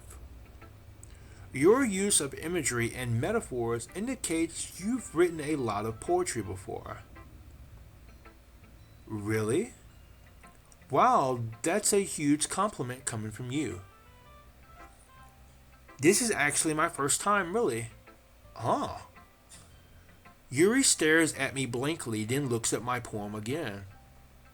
Well, I know that. I just meant, Yuri trails off, unable to find an excuse. She traces her finger along the words in the poem as if breaking it down more thoroughly. Yeah, okay. This is the reason I was able to tell. It's just that there are specific writing habits that usually typical of many writers. I'm sorry, it's just that there are specific writing habits that are usually typical of new writers. And having been through that myself, I kind of learned to pick up on them. I think the most noticeable thing I recognize in new writers is that they try to make their style very deliberate. In other words, they tend to pick a writing style separate from the topic matter, and they form. In other words, they tend to pick a writing style separate from the topic matter, and they form fit the two together. The end result is that both the style and the expressiveness are weakened. Once finds her train of thought, it's as if her demeanor totally changes. Hey, maybe that's another point. Maybe that's another point to support the fact that maybe Yuri could be autistic. Um, you know, her having special interests that she could talk about for hours and hours.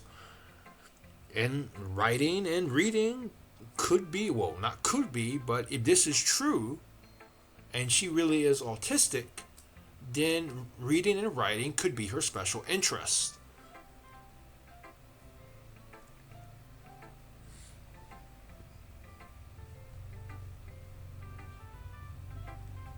Her stammering is completely gone and she sounds like an expert.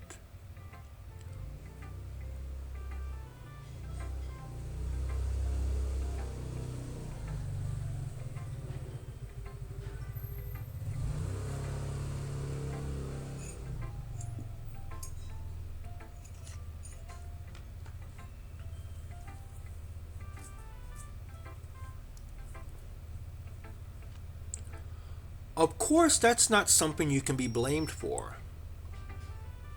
There are so many different skills and techniques that go into writing even a simple poem. Not just finding them and building them, but getting them to work together is probably the most challenging part.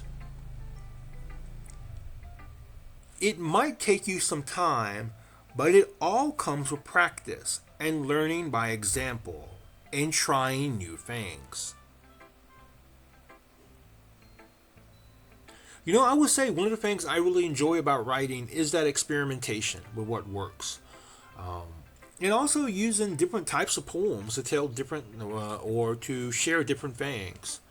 Like, for example, um, I like using 4-line stanzas um, to deal with more heavy subjects, to build more, to use a lot of metaphorical language to explain deep subjects. But I like using haiku to be more playful with, or haiku to capture an in the moment type of thing. Um, but that experimentation, well, it took experimentation for me to reach that point, to reach that conclusion that okay, this type of poem works better with this, and this type of poem works better with that. Um, But I think the same thing could be true for any type of art. So if you're an artist, you like to draw, or you like photography, or really kind of anything, just kind of experiment and see what works for different situations. You might be surprised on the one hand what things interest you, but on the other hand, how different forms can tell the same story or convey the same idea vastly differently.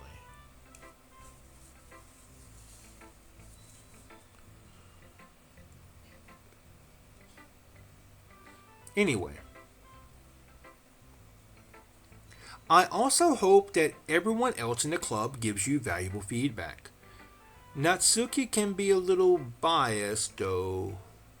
Biased how? Uh, well, never mind. I shouldn't be talking about people like that. Sorry. Oh, it's fine. Not sure if Yuri is apologizing to herself, to me, or Natsuki. Do you mind if I read your poem now? Please do. I love to share my thought process behind it. Yuri smiles dreamily as if that's a rare opportunity for her, which itself is kind of funny. After all, isn't this supposed to be a literature club? Yeah, it's hard to believe that, they didn't think of sharing poems and such until we showed up. It's almost as if that's what the plot needed to happen. Hmm.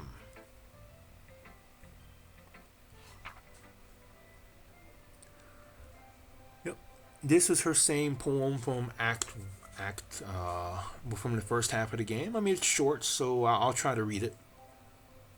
Ghost under the light. The tendrils of my hair illuminate beneath the amber glow. Bathing. It must be this one, the last remaining streetlight to have withstood the test of time. The last yet to be replaced by sickening blue-green hue of the future.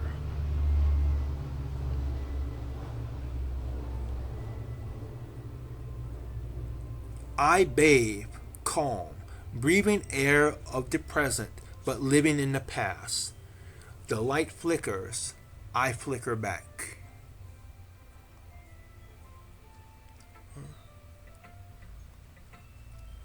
I'm sorry I have such terrible handwriting. What? I wasn't thinking that at all. But it took you so long to read. Oh, he just doesn't know how to read cursive. So, I mean, it's not about your handwriting. He just doesn't know how to read cursive. Uh, well, I just don't read script very often. I actually. Oh, damn. I was joking when I said he doesn't read cursive, but damn, I guess. Damn. I guess that's true. I actually think your handwriting is pretty. Eh? That's a relief. And I will say she does have some beautiful handwriting. I mean, it can be a little hard for me to read, but that's probably, I mean, I can read it, but it's a little difficult. But that might be a technical issue, not necessarily a skill issue, but we'll see. Also, I like the poem.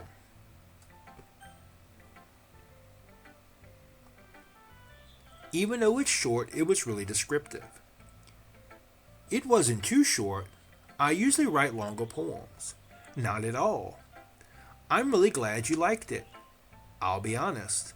Since it's our first time sharing, I wanted to write something a little more mild. Something easy to digest, I suppose. Are you into ghosts, Yuri? Actually, the story isn't about a ghost at all, Big Mike. Really? I must have totally missed the point.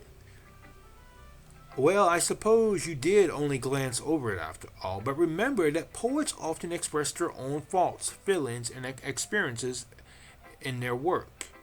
They usually do more than tell a simple story or paint a picture. In this case, perhaps the subject of the poem is only being symbolically compared to a ghost. Yep, dude writes his poem, dude writes deep metaphors in his own work, but fails to pick up on that in the work of others. That's something. Lingering in her last remaining place of comfort, unable to let go of the past, and soon to be left with nothing. That's a lot more solemn, putting it that way. I hadn't even thought of that. That's impressive. It's nothing really. Yours was impressive too, so. Nah? If anything, I could probably learn a thing or two from you. You think so? Yeah, of course. You know, I was really nervous about doing all of this. But in the end, I enjoyed it. I'm going to keep doing my best for you, Big Mike. Me too. Who should I show my poem to next? Well, of course, the only option is Natsuki, so we're going to go with that. Big Mike, If you're not going to take this club seriously, then go home. Why don't you go home? The fuck you gonna tell me to go home for? What? Harsh. What, you expect me to believe that you've actually put effort into this? Do you think I'm stupid? I'm not a writer. Maybe it's not very good, but yeah, I did put in effort. We all start somewhere, right? If you're still proud of the first poem you ever wrote, then I'd like to read it. Painful to think about. Fine. Well, sorry. You'll get better anyway. I tell you what to improve, but you're better off just trying again. Fair enough. Well, to each their own, I guess. Anyway, I guess I gotta share mine now. Knowing you, you'll probably think it's stupid. Eagles can fly. Monkeys can climb. Crickets can leap. Horses can race. Owls can seek. Cheetahs can run. Eagles can fly. People can try. But that's about it.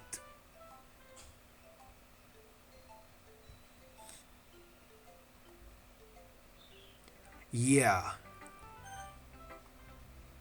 I told you that you weren't gonna like it. I like it. What? Just be honest. I am. Why are you so convinced that I wouldn't like it? Well, because everyone in high school thinks that writing has to be all sophisticated and stuff. So people don't even take my writing seriously. But isn't the point of poems for people to express themselves? Your writing style wouldn't make your message any less valid. Yes, exactly. I like when it's easy to read, but hits you hard. Like in this poem. Seeing everyone around you do great things can be really disheartening. So I decided to write about it. Yeah, I understand. But the other nice thing about simple writing is that it puts more weight on the wordplay. Like, I set up for a rhyme at the end, but then made it fall flat on purpose.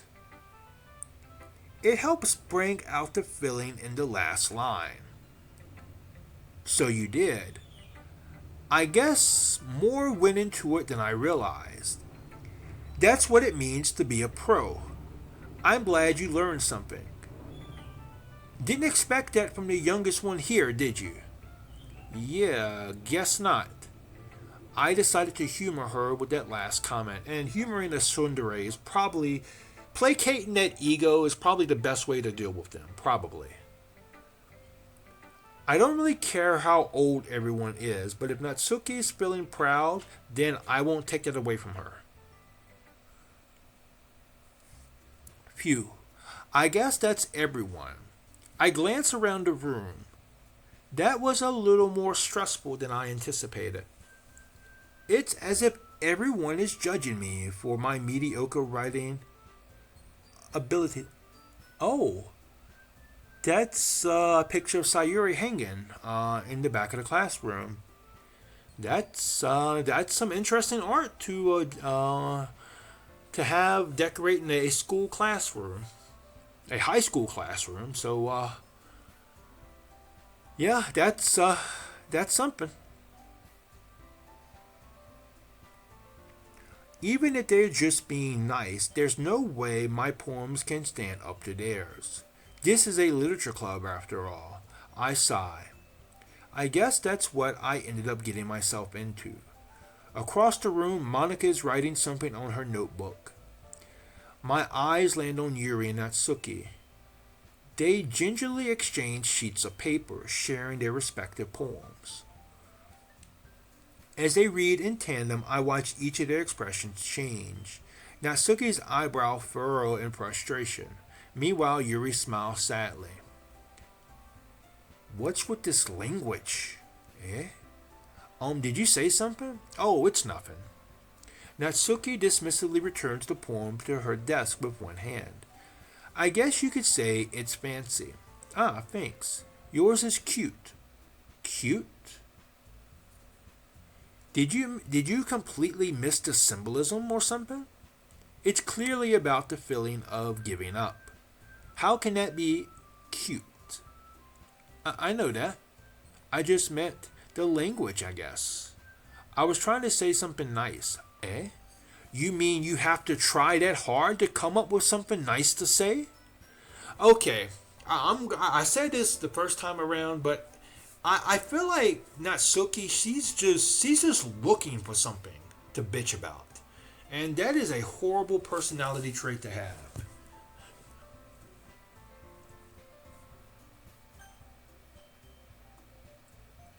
Thanks, but it really didn't come out nice at all.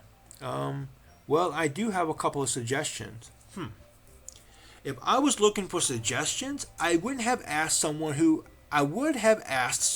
actually liked it. Which people did, by the way. Monica liked it, and Big Mike did too. So based on that, I'll gladly give you some suggestions of my own. First of all, excuse me. I appreciate the offer, but I've spent a long time establishing my writing style. I didn't expect it to change anytime soon, unless of course I come across something particularly inspiring, which I haven't yet. Eh? And Big Mike liked my poem too, you know? He even told me he was impressed by it. Natsuki suddenly stands up. Oh, I didn't realize you were so invested in trying to impress our new member, Yuri. Eh? What? That's not what I... You're just... Yuri stands up as well. Maybe you're just jealous that Big Mike appreciates my advice more than he appreciates yours. Huh. And how do you know he didn't appreciate my advice more?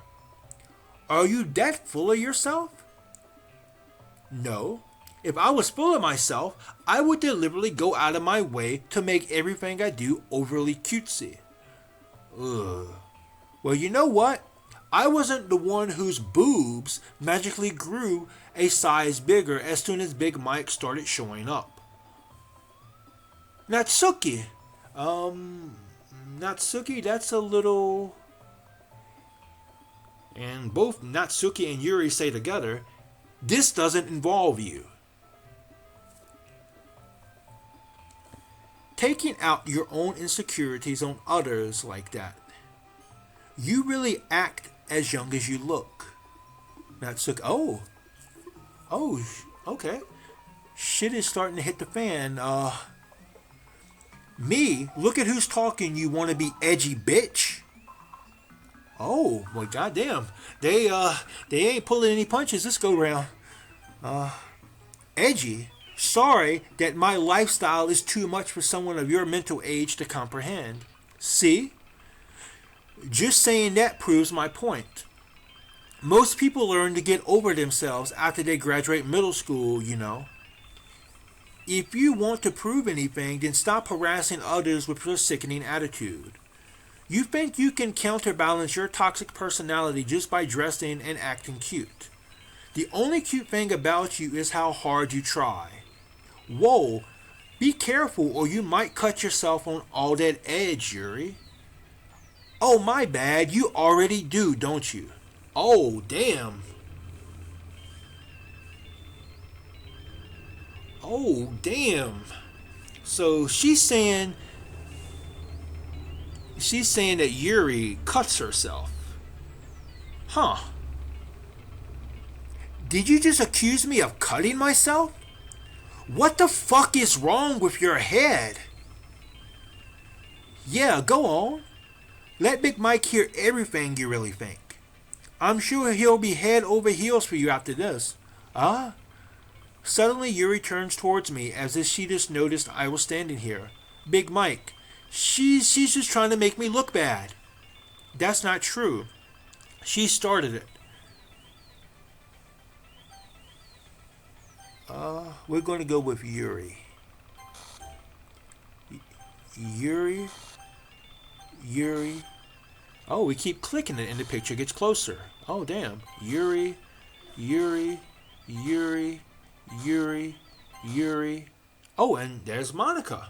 Oh, oh. What are you doing here? Huh. I mean, I don't mind being this close, but I just wasn't expecting you.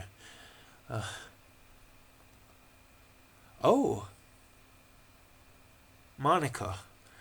Well, sweetie, as much as I appreciate seeing you again, much as I appreciate seeing you again, you are kind of standing in front of the text box, sweetie. So, if you have anything you want to say to me, you might want to move out of the way of the text box.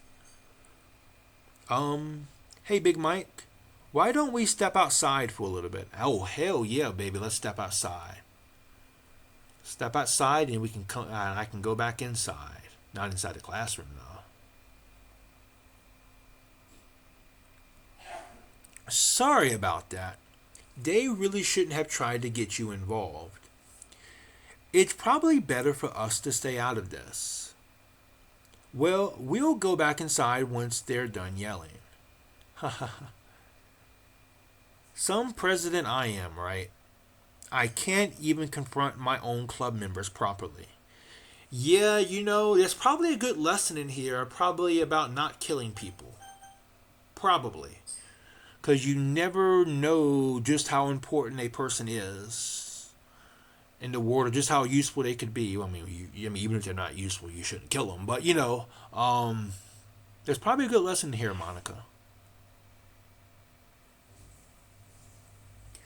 I mean, every Kyrogue and Groudon needs a Rayquaza to control them, and you essentially took out the Rayquaza, and so yeah. I just wish I was able to be a little more assertive sometimes, but I never have it in me to put my foot down against others. You understand, right?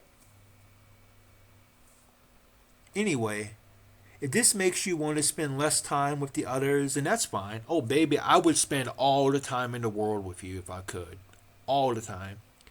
I'd be happy to spend time with you instead. Oh. Suddenly, Natsuki runs out of the classroom.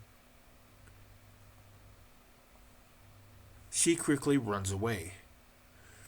Oh dear. Well, it looks like they're done. I didn't mean it. I didn't mean it. I didn't mean it. Yuri is rocking back and forth in her desk with her palms on her forehead. Yuri? I didn't mean it. I believe you. I have no idea what Yuri might have said to Natsuki. Or did. Big Mike, please don't hate me. Please. I'm not like this. There is something wrong with me today. It's fine, Yuri. We know you didn't mean it. Besides, I'm sure Natsuki will forget all about it by tomorrow. Completely. Anyway, the meeting is over. You can go home now if you want.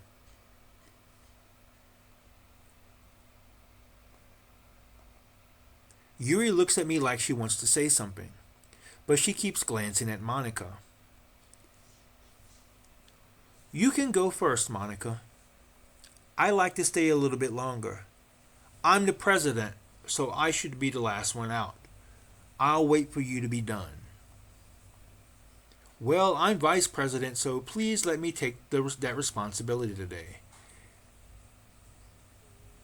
It kind of sounds like you don't want me around for something, Yuri. Yeah, please, Monica, do not leave me alone with her. Please don't leave. And I don't mean this in my normal simping, lusting after you kind of way. She's scary.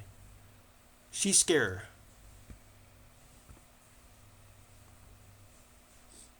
It's not that. It's not that. I didn't get much of a chance to discuss my book with Big Mike. It would just be embarrassing with you listening. I guess I don't really have a choice, do I? I'm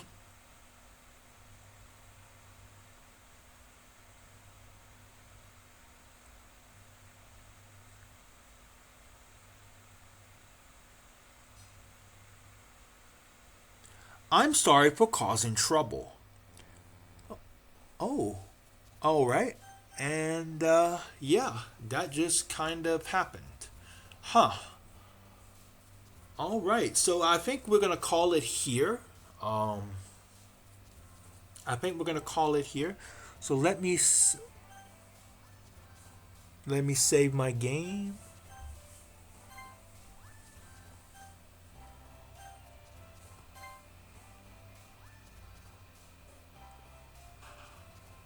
Yep.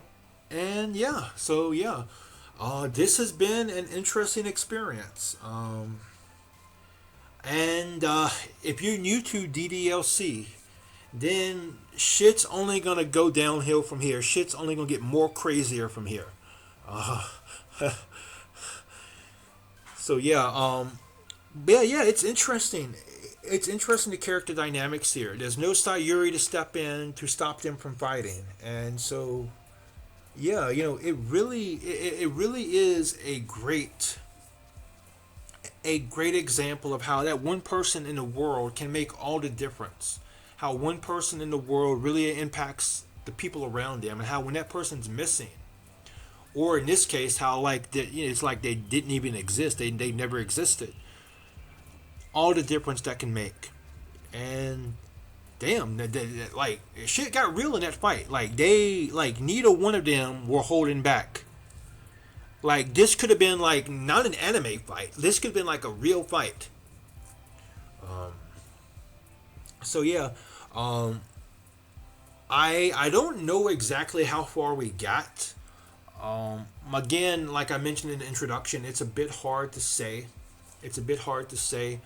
But I feel like we made. I feel like we're at least at 25% through. Through the second half. So I don't know, but this has been an interesting experience. I do like how Monica has become a bit more prevalent in this second half. I just wish we could have had a way of. I just wish we could have had a way of. I wish there was a route for her in this game. I wish she was a character you could pursue romantically, but unfortunately, she's not. So let's go on and exit, and let's go check and see if we unlocked any emails and such.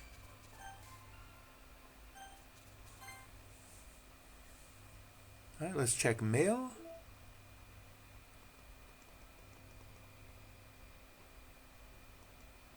All right, no mail. Okay. Um, let's see if we unlocked any more new side stories. And we have not. All right. All right. So here, this has been an interesting experience. This was a very wild ride, and and it's only gonna get wilder from here, fam. It's only gonna get wilder. It's gonna get more abstract, and yeah, we got a some very interesting times ahead of us in the next episode, possibly the next two episodes. Still unsure exactly how long the rest of this game is gonna take. I'm gonna try my best to wrap it up in the next episode, but we'll see.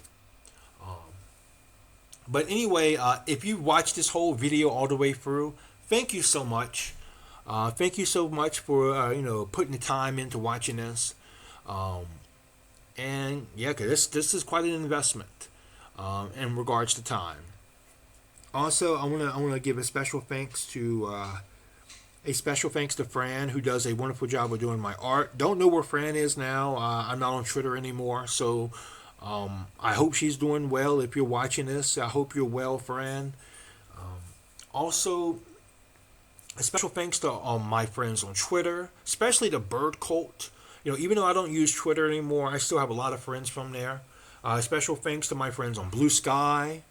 Um, Oh, especially a huge thanks to Zarkon. I definitely need to mention him now because yesterday when my computer had issues as a result of me recording my first attempt at this episode, he really came through. He offered me some great advice, and he helped me when shit was looking dark, because at the time when my hard drive filled up, I had no idea my hard drive had filled up. At first I was thinking maybe I had a hard drive failure, which was really fucking scary, really scary.